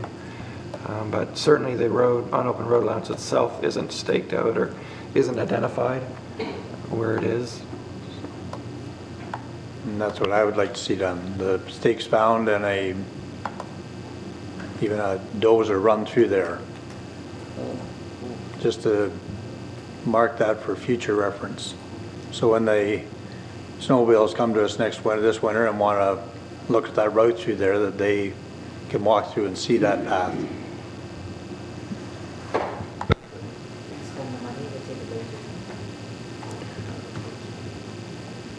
Well, I was just wondering, seeing as it's under roads, is there a chance maybe of seeing what the landowner there has? I know there's a property owner that has land on both sides of the road in question. And the last time I was through there, he was able to drive his truck up through that area. Now, whether he has the road kind of cut out already, all the way through there, can I ask you to kind of contact him and see what we can get there?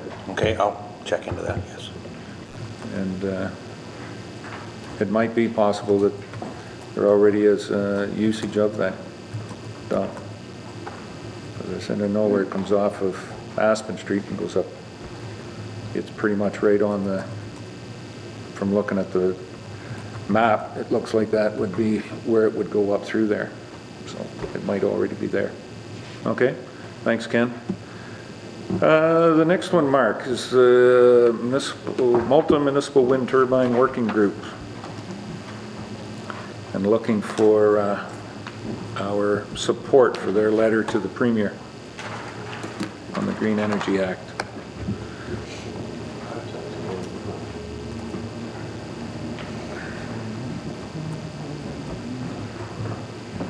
So we'll put that motion out there. Their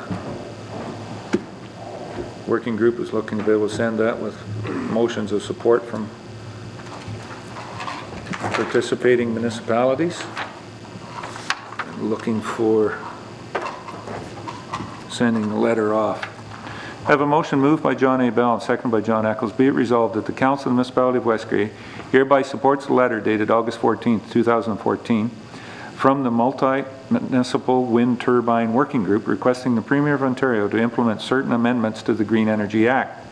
And further, that a supporting letter be forwarded to the Premier of Ontario, the Ministry of Energy, Ministry of Natural Resources and Forestry, the Ministry of Health and Long-Term Care, Senior Policy Advisor, Office of the Premier, and the Auditor General of the for Ontario.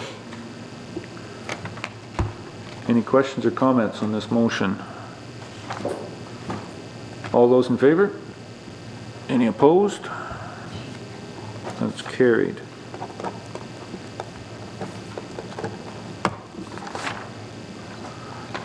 Okay.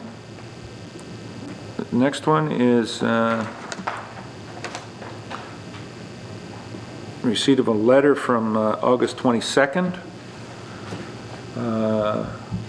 from the solicitor from the Magwood family on the West Grey Hanover Development Agreement, and it's here for discussion. Is there any questions or comments on that?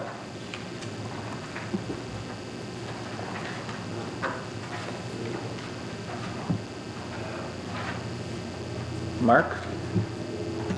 I guess I'll only comment on the request for the contents of any file documents on the options that have been discussed. From an administrative standpoint, I don't have an issue with providing any open session documents in our files, which are fairly extensive on this issue. Obviously, we look to be compensated for photocopying, which is our 35 cents a copy. There may have been some closed session discussions on this issue, so obviously I wouldn't entertain providing those. So outside of a freedom of information request, I guess they'd have to request that through that venue, and then it would probably not be disclosed anyway, but that's sort of my position in terms of providing the documents they've requested. I don't know if council has any issues with that. Anything further on what Mark has given us? I can say that there was some work done with Public Works from West Grey and Hanover and County as well too on options and accesses, and I guess if we can get our fingers back on some of that report to committee, Larry, we could make that available to Ms. Baker as well too.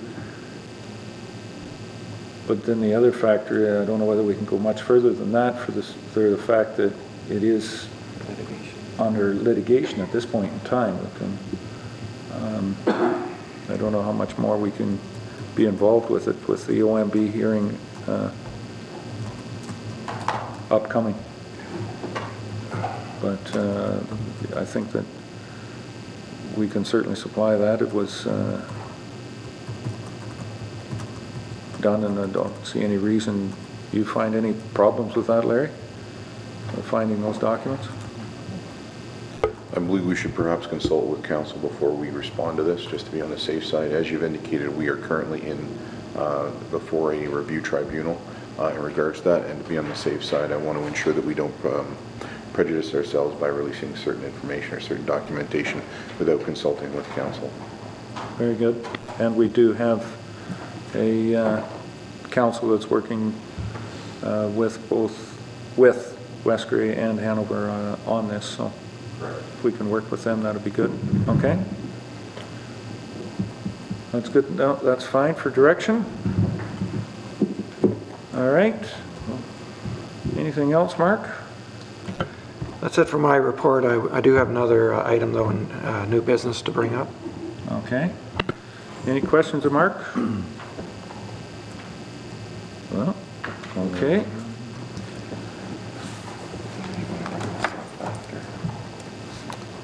Oh, yes, I did. Yeah, I'll bring that up under new business as well, too.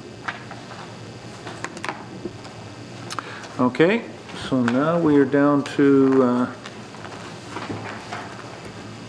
bylaws, which we don't have any, in new business. Mark, what did you want to introduce for us under new business? I do have some correspondence from Jerry Grant, who's here in the audience. She is interested in organizing an all candidates information meeting for municipal election purposes, and has asked about the possibility of using the town hall or the community center in Durham at no cost, or at least a nominal amount of money. I did indicate that council has been pretty consistent in not waiving or reducing fees for the use of recreational facilities. However, that certainly the request can be made. So I'll leave it for council direction. And Ms. Grant is in the audience today. Do you want anything further for that, Jerry? If you could use the podium and the speaker there for us, that would be great. Thank you, Jerry. Push one of those buttons and it'll turn, the right button and it'll turn red. There you are.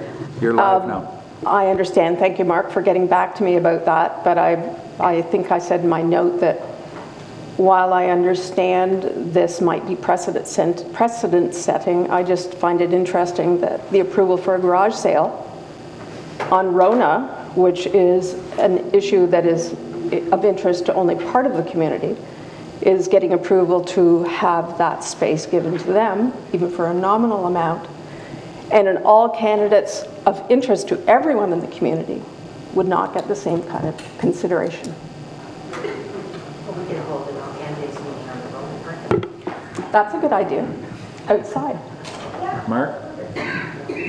I guess just for council's, just a bit of a background, in the 2010 municipal elections, the Chamber of Commerce did pay for the use of the Normanby Arena for a candidate session, and then they did go and use the Legion, Durham Legion property, probably because there wasn't a fee charged. Not that it matters. I checked with some of my clerks in other Grey County municipalities.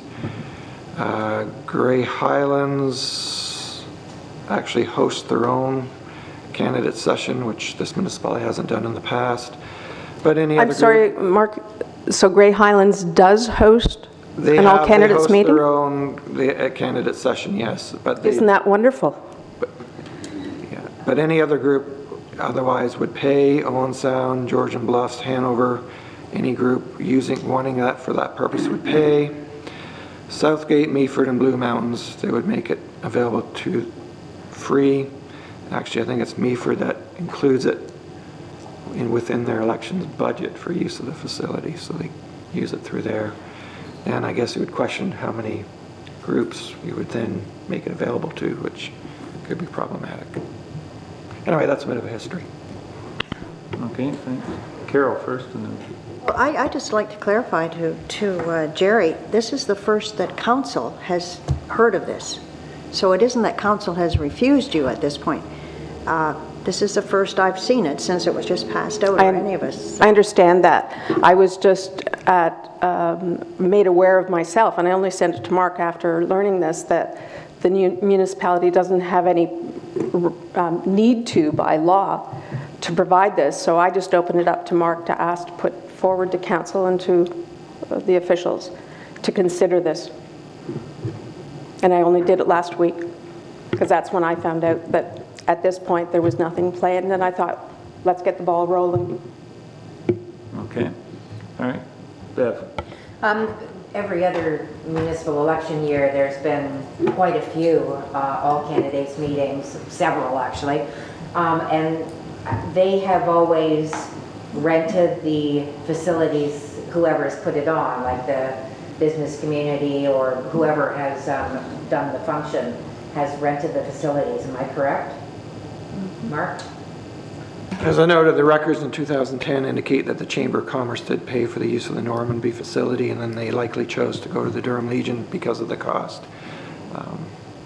And there are no other groups at this point that have expressed interest in holding a candidate's information session in West Grey at this point. So what about the ones that were in Elmwood and Newstead and all those? Were they all, they would have been paid for? The Elmwood is a different facility. It's in Bruce, Brockton, but that's all we looked up. Meeting for both municipalities. Okay.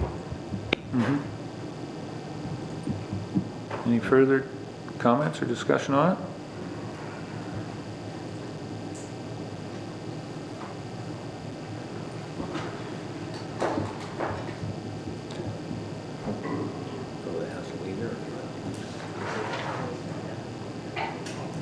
Go ahead. So, if I might, Mr. Mayor, thank you. So, Jerry, with his new information, are you intending on asking the Legion if they would be interested in holding a candidates meeting like the same as they did last election? At this point, all I've done is contact the Chamber to see, as an individual citizen, I understand, I can't do anything about it. It's usually a service group. So I talked to a woman at the Chamber, whoever answered the phone, I'm still not quite sure who it was, to put this forward to the Chamber, whether they would consider hosting it. And I said I had a note to council about whether they would provide a facility at a no fee or low fee, as this was to benefit everybody in the community, as opposed to something like the turbine, the allowing of that space, which I just found out about. That group, which is a dedicated group to one specific cause, as opposed to something for all of the community. So I have talked to the Chamber, and I haven't heard back from them whether they would be interested in hosting. I have not talked to the Legion yet until I hear back from the Chamber. Yeah, very good, because I was going to say if the Chamber could get a hold of the Legion, that might be the right way to spearhead this, but I think that's been done. But it would be interesting to hear council's vote on this, considering the Rona parking lot decision.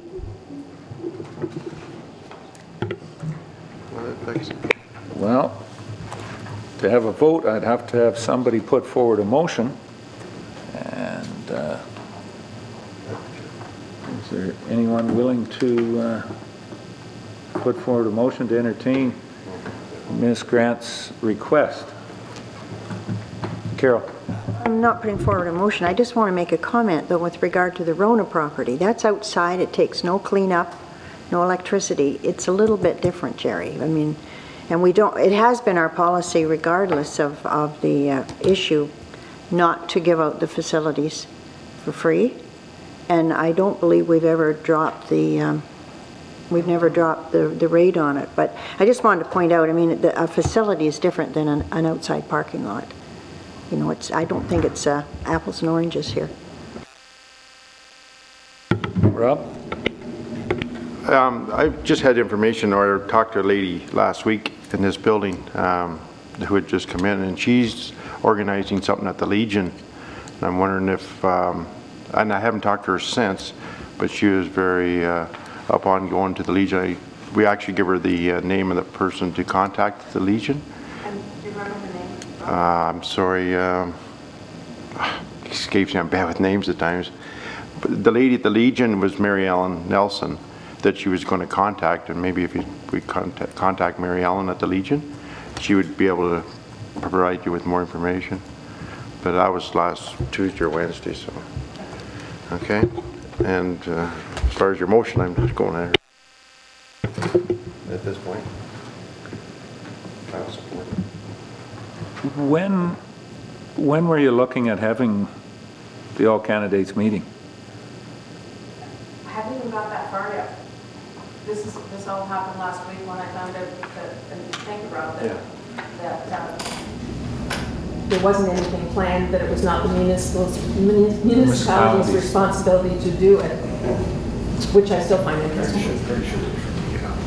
Well, it's, yeah. So after October 3rd. A little early. Okay, well, after October 3rd. Before the election. Yeah.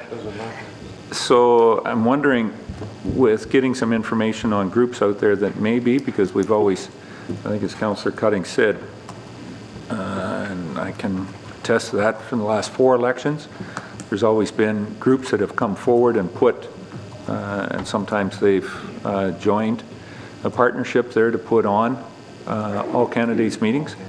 So with some of that knowledge coming forward, maybe we, can put this off until September the 15th and know exactly what we are looking at here, whether it's going to be required or not. Council be fine with that? Rob? I would just have a question to ask. Just want to ask. Go ahead. For an all candidates meeting, does it have to be before the advanced polls open, which is October the 4th? Just for the information, or during that period? It can be any time, or they can choose after the election if they wish, but not sure why that would be a good idea, but no, okay. There's no I just wanted to restrictions know. on it. None. Okay. I think that would be best, Jerry, if we went with that idea, and we'll have some communication back and forth with yourself, and if there is still a request or a need for this, we'll have it come forward on the 15th. Okay? Very good. One other piece of new business. I had a request last week from the Grey Bruce Health Unit. The Grey Bruce Health Unit is doing a community conversations project. I wasn't able to get it to Mark in time.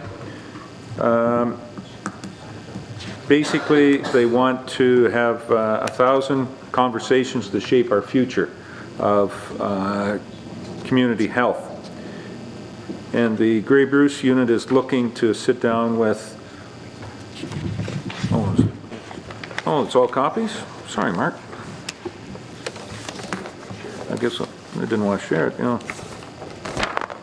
There it is.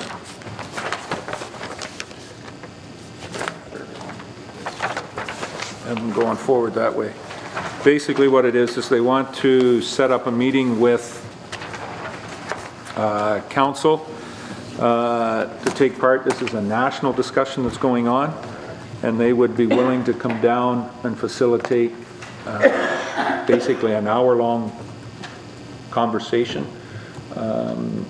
with council on what aspects or what we're looking for in community health and how they're going to build that program going out. Do we want to engage Ms. Lynn and her staff to come down, and I was wondering about committee of the whole at the end of the month.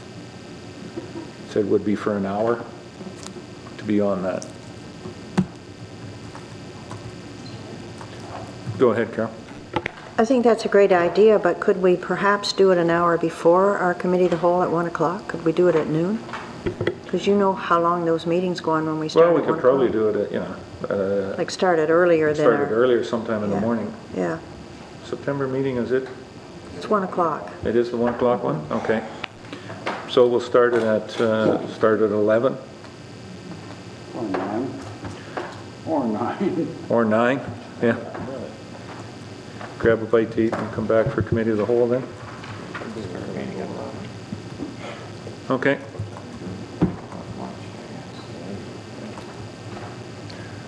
Is everybody fair with that? Bev? I just saw this now, so do they have specific things that they want to speak about that we can think about before they actually show up, and then we're all kind of in the dark, or?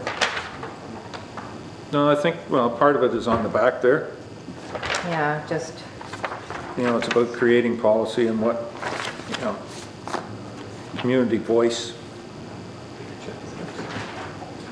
And yeah, as Mark's pointing out there, it is on the website. There is a website.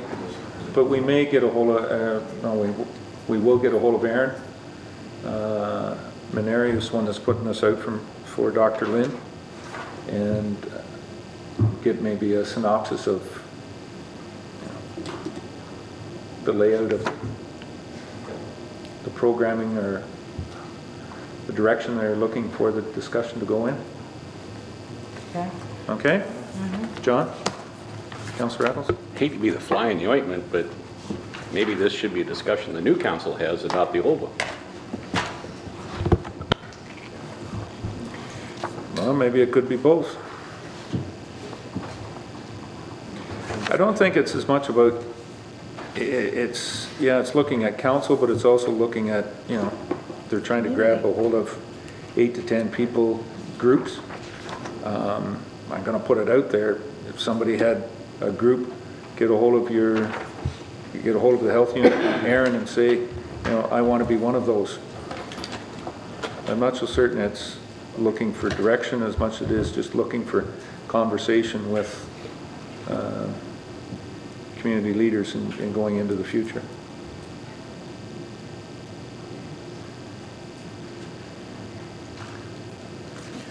So can we, Mark, you can see if you can get a hold of Erin and see what she, what kind of the layout of it is, and have that before committee of the whole then. Yeah, let's say part of, yeah. Okay. Any other new business? Addendums? Notice of motion and a direct motion. I don't know whether we had any. We need to go back into closed session, Mark? That's not anything that's urgent. You, hold on. We'll get to that, Jerry. Yeah, that comes after closed session. I don't think, I think, yeah, there was a couple of other items we didn't get to in closed session, but they're not time sensitive. So we won't need any closed session. Question period. At this point in time, we have a question period, so if there's anything that was on the agenda for 2 minutes, we have allotted here. I'll be very Ms. short. Grant, Jerry. I'll be very short because I just have a couple of questions that have arisen from various things that were discussed today. Obviously, a number of us have an interest in the library, and that's, you know, it's in your hands right now. I'm concerned that if you do move it, what will happen to the old building? We've seen, and we counted on the way into town today, there are 11 buildings in downtown Durham that are boarded or for sale. We add the library building to that, which is the Carnegie Library, historic building. I can just see it being boarded up, and the maintenance of that building costing a lot of money. So I think added to the budget must be, what are you going to do with that building afterward? And I'm sure all of you have looked up how many Carnegie libraries there are in Ontario, and it's something to be considered. The 11 downtown businesses that are boarded up, there are still 2 that are eyesores. You talk about building this community and making people want to come here. We've had guests all this summer, and they go to downtown, and I'm so embarrassed by West End Auto and Neff. Is there anybody looking into that? These are questions to you. You don't have to answer me right now. And is there a committee dealing with downtown? Pardon? Is there a committee that deals with dying downtowns, the 4 that are here? Well, there's the Durham BIA, has a budget dealing with beautification and or facade improvements, those types of things. And the West End Auto, is it being dealt with, and Neff? And my understanding, maybe you can correct it for the minutes, is the Neff not being dealt with because of back taxes?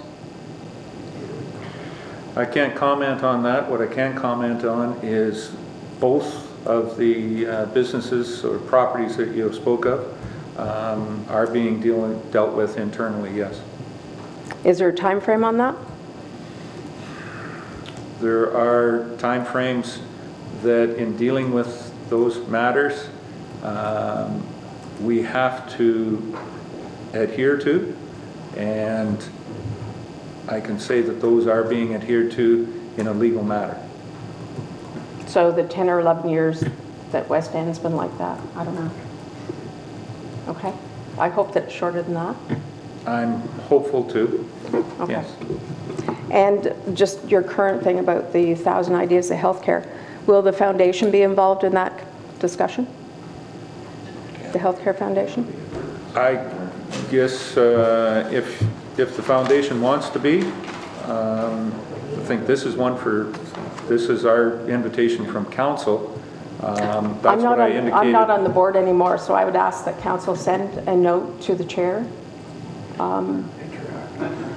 when you're going to do that, or if the meeting happens. I'm thinking that that's what I said earlier, that, you know, okay. If there are other groups out there that are looking, get a hold of the health unit, give them the idea to give a hold of the health unit and request that they be one of those 1,000. That's what I'm reading into it, is that they're open for groups that are involved with that would like to participate. Okay, thank you. Okay, thanks, Jerry. Any other questions? Yes.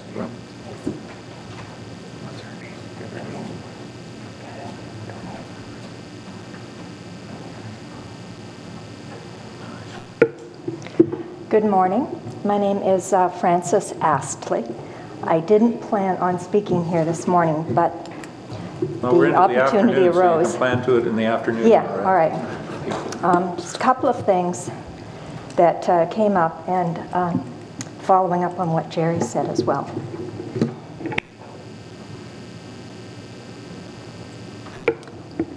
With respect to the Public Works and the possibility of it being used, being moved to Rona, now I appreciate Mr. Gould is not in the room, but do any of these sites where equipment is going to be moved from somewhere to Rona, to the downtown area, are any of these sites going to become redundant,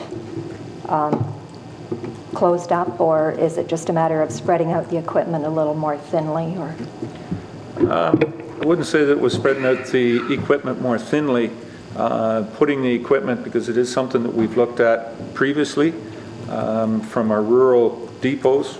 I mean, when you get to, you have a depot, no matter where you are, somebody's going to be at the outer edge.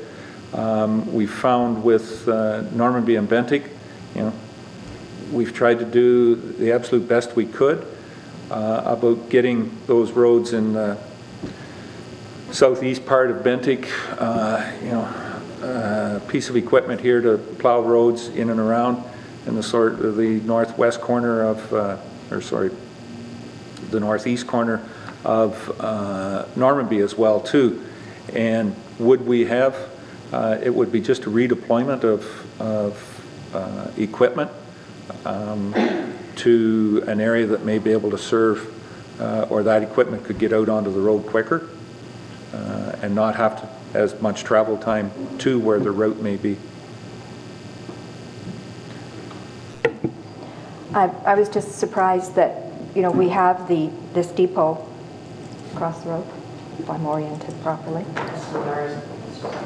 That's not ours. That's was an MTO yard before.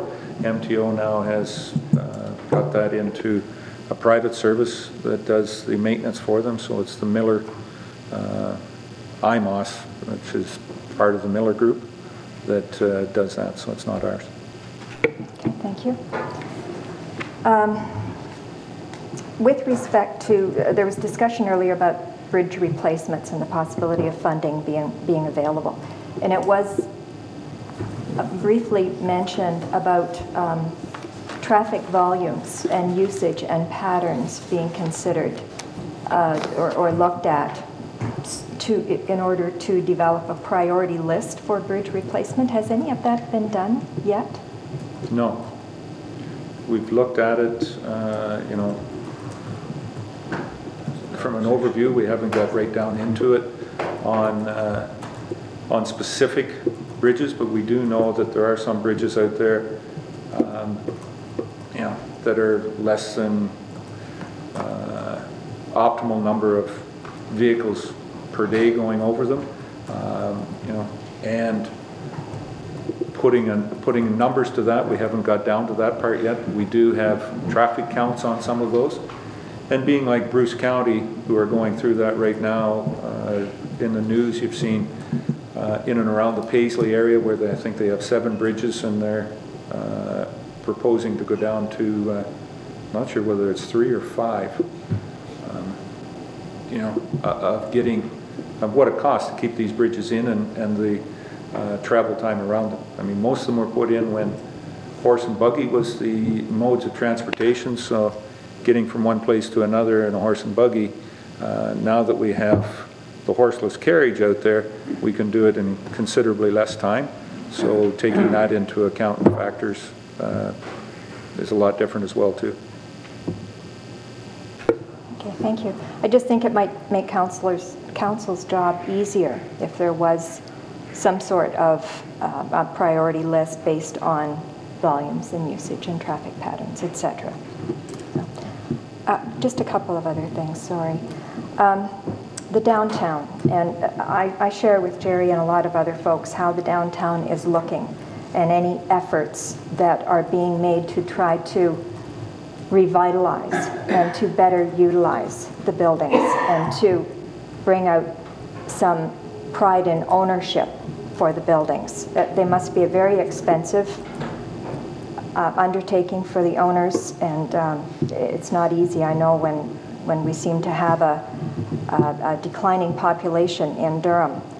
But part of this, I think, can come from the municipality and in downtown infrastructure. We look at Mildmay, Mount Forest, that have got some really nice downtown streetscape. Streetscape is expensive, I can appreciate that. But if work was undertaken or money set aside to do some of the work bit by bit, it would all help to beautify the downtown, for lack of a better word. One of the issues, the biggest issue that I have is the overhead wiring that's in throughout Durham, and it's going to be hugely expensive to make it disappear.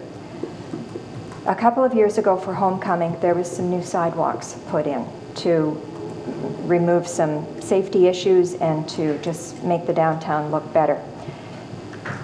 Was there any provision made to provide underground conduit, or a conduit put underground so that services at a later date could be put underground? That's my question.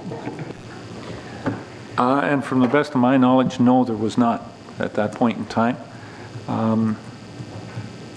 It could be seen as an oversight on from our perspective, but also the bigger issue is the rewiring and taking that wiring into all businesses, you know, and how much they're willing to put into that type of infrastructure upgrade or change, whichever way you want to put it.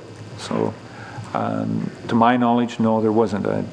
To be absolute, I'd have to talk to Ken and Steve about that, but I don't believe that we did put conduit in at that point in time. Okay. Then it would be my request to council or a suggestion that that be part of the dialogue going forward, that anything, any new pavement or sidewalk or anything that happens in downtown Durham, that there be provision made, or at least consideration for provision to be to put the necessary services underground in the future, at least provide the conduit for it, or whatever, and dialogue with the owners.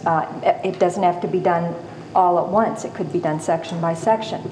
See if there is an interest with a business block that wants to go forward with beautification or improvements to try to turn this town around, because it's not looking very good right now. And I don't want it to go by the way of other municipalities in the area, and I won't name any, but some of them are in very poor condition, and I feel bad for them. I have one other question, and this has to do with police services. The survey that came out recently, library on one side and police on the other, I went over that thing quite extensively, trying to come up with my take on it and answering it to how it reflected on my take on the library and police. But with respect to the police, I didn't know whether crime has gone down in this area. I had nothing to go on. So I started looking on the website, and under publications, there are documents, the annual reports are posted for, I think it's 8, 9, 10, and 2011. And then there's nothing after that. I've been told that no annual reports have been done for 12 or 13 because council had no interest in receiving them anymore. Can you comment on that? I can't comment on that. I think the council probably would be interested in them, and I believe that we did get them. I'm not sure where that comment came from, but I know that they were presented by the chief to council on an annual basis. I will look into why they're not posted. There has been some employment at the, whether they're coming through the police or whether it would be through here, through the municipal office, that they're not posted, but we'll look into that and get them updated for you. John? Councillor Eccles? The only thing that the chief was giving us stats on the four-wheeler reports, and because there was no significant change year over year, we said that until there was a significant change that we weren't interested in hearing those stats anymore. Yeah. I'm sorry, what stats for those? ATV stats. When we first come out with the ATV bylaw, we were having statistics for year over year on incidents, but there was no real change or year over year, so until there was going to be a change, we didn't ask for the stats anymore. So as a result, no stats are being submitted? Or? We're not getting an update. There was in that all-terrain vehicle road use agreement that the police chief would give us a 6-month just on specific on ATV incidences and that, and it was the same. We haven't had any. But on the overall police report, yes, we have received the annual reports. So I'm not, as Councillor Eccles has said, there may be some confusion. Okay. We didn't want to hear the ATV reports of saying, I got nothing to report. Yeah. So we said, you know, we don't need that. So the annual reports are available. So there would be copies of them in the municipal building that I could ask at the counter. Yep, I think that we certainly do have them. Okay. And as I said, whether they're here or whether they're with the chief, whether we've got copies or not, you know, we'll have to see what we can find. But they may be at the police station, and we'll see why they're not why they're not on the website. I thought that would be helpful in me in comparing, you know, the charges that have been laid and where the areas that need addressing could be focused on. That's all. Thanks so much for your time. Okay. Thanks, Francis. Bev, did you have, sorry. Yeah, I just had one comment regarding the downtown beautification and some of the work that you're saying about streetscapes, etc. Certainly in the last 4 years of this term of council, the amount that has been budgeted has increased, I would say, double or triple to the beautification of the downtown cores, not just Durham, but certainly Newstead, Elmwood, and Ayton as well, as far as baskets and flowers and trying to make the downtown look as good as council is responsible for doing. Certainly the baskets in downtown Durham are spectacular. We have even written letters from people that are going through saying they stop and look and see the trestle bridge, et cetera, et cetera.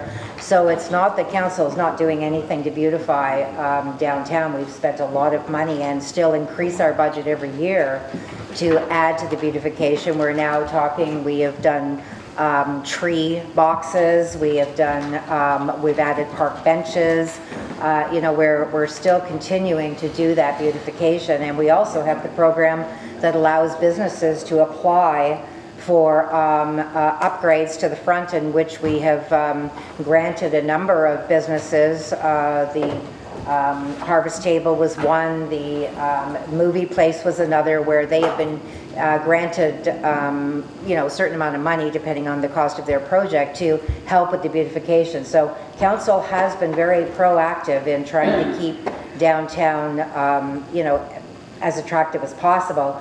I realize there are some empty buildings, but that is getting into a commercial aspect, and unfortunately council does not have the it's not really our mandate to say that we can go ahead and do something with a commercial building. That's just not our in our mandate, I guess is the only word. So we are trying the best we can, and I think the Parks Committee has done a phenomenal job in all the urban areas of West Grey to make the improvements that they have, and it's all done by volunteers. The money is provided by taxpayers, but it is all done by volunteers. There are a number of volunteers who come out and they deadhead, they water, they do everything that's needed to be done, and it is a phenomenal group that works at that. And so I think there needs to be recognition for what has been done. Yes, there can be more, and there always can be more with any project, but certainly what has been done in each of the urban communities is very phenomenal as far as I'm concerned. Just one more thing, on this group, we'd like to thank you for doing that.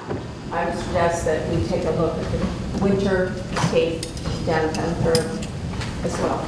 Well, we do. We have this program. We have a Christmas. We do bridge baskets at Christmas. We have banners that go up on the bridges. We have the bridge lighting. We have a number of projects that go on as well, all volunteer run again. You know, it's very phenomenal what actually each community does and how they implement the different programs. There's Christmas in the park, there's tree lighting ceremonies where lights go up. I mean, it really is a lot of community involvement that is there to help benefit the residents and to beautify each of the urban areas. So. Okay. Any further questions? Harriet? Ms. Mitchell.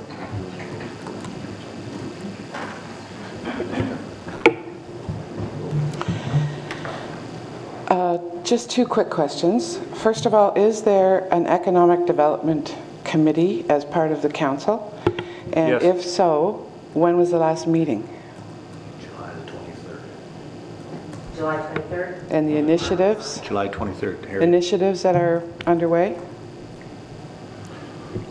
One of the main ones, I guess, right now. Okay. One of the main ones, and the chair's not here. Mark Rapke's the chair. Myself, I'm on the committee. One of the initiatives is actually a sign that we're proposing to put out at the end of the road out here to advertise community events all through West Grey. A very attractive sign, 3 tri-colored sign. So that is one thing that we're looking at. We're waiting on costing on that right now. Are there any initiatives that have to do with attracting business and industry? Tracking of industry? To the area?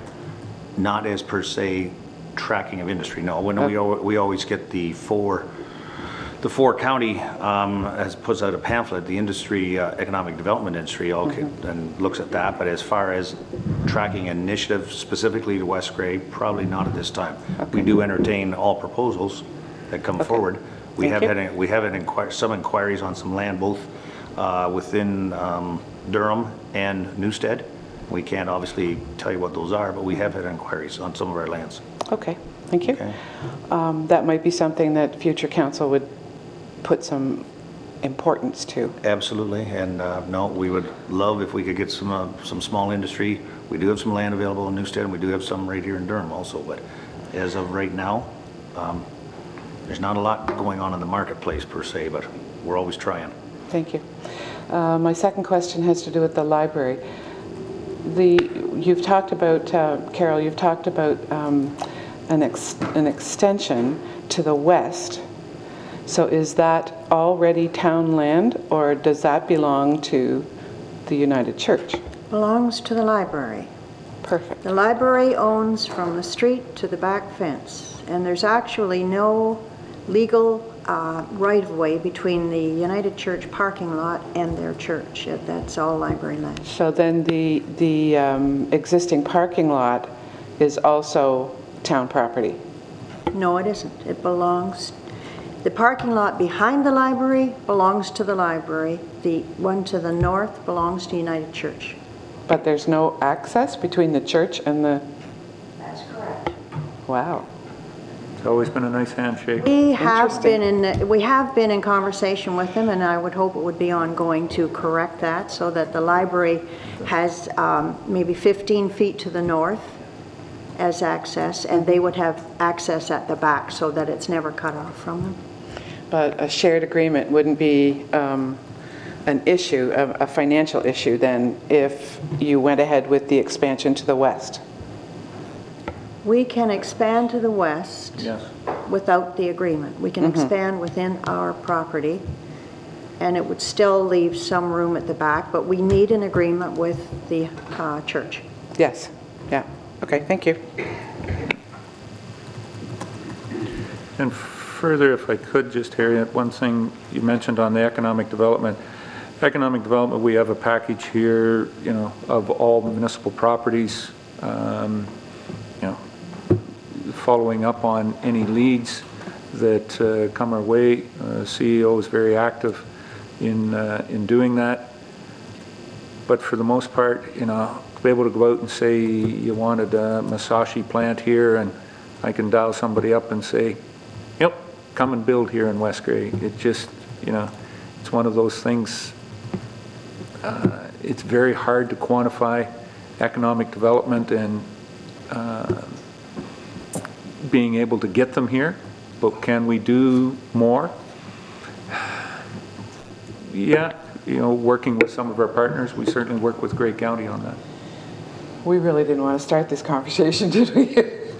Because if the council is serious in attempting to promote their municipality, they're going to be putting money into visioning exercises, rebranding, putting money into attracting, and I mean money, into attracting business and making it a reasonable thing, a good choice for a business to start here rather than start somewhere else. But it would take commitment, it would take community involvement, and it would take council's commitment backed up by financial means. Yep, very much so. The one best one that I can say to that would be the plant that is just north of, just on the outskirts of Mount Forest, kind of in behind the old OPP building. I believe it's Vintex that has that now. But when that was first initiated, Mount Forest, the town of Mount Forest was very, very pleased with themselves about the money they put into that plant to get it there. And the day that their bonusing ended, that's when that plant closed and left. Now, they were very fortunate 5 years later that another company came along and went in there. But there's a lot of factors go into it, as you're very much aware, and it takes a lot of effort, and it takes a little bit more luck just to find that company that wants to drop into your lap. So we continue to work on it, and there is money in the economic development, and we do have public individuals on the committee as well too, working with us. Yes. This is information that nobody has. It's on the bylaw. It's on the bylaw. Yeah, I mean, if you want information, I talked to a person the other day and wondered what I was doing. I said, well, I've been mayor of the municipality for 8 years. Really? Yeah. So sometimes I, you know, it's an interest, and I'm glad that some people are interested, and we will be redesignating those committees coming here, obviously with the next term of council, so there will be out there looking for those types of individuals if they want to get on. Okay? Bev? Just to further that, certainly when any committees are asking for public involvement, there's ads in the paper and it's on the websites, et cetera, et cetera. So it's not just, you know, we pick that person and that person. It's a public cry for help, basically. It's what it is, to help us to, you know, round out these committees so that we have public involvement. So it's very much on the website. If you just go to the West Grey website, you'll see all the committees and all the, you know, any of the meeting dates, et cetera, et cetera. So, but certainly watch the paper, because in a new term of council, there will be another, you know, ad placed for different, we're always looking for volunteers, we're looking for different committees that get put together, so. Thanks, Bev. Don, question? Do you have a date for the OMB hearing with regards to the... No. Not yet. For the OMB hearing? Or, I'm not aware of it. Yeah, the Magwood one? Pre-hearing. Yeah, we have a pre-hearing, but Mark's thinking it's... I believe it's November 5th. Sometime the 1st of November? Okay. In that first week of November? But, okay. Any other questions? Any municipal act notices? Then I'll look for a motion to adjourn. Mr. Mollison moves that we adjourn. Thank you very much. And for any council, I think lunch is here, so I want to go and grab a bite.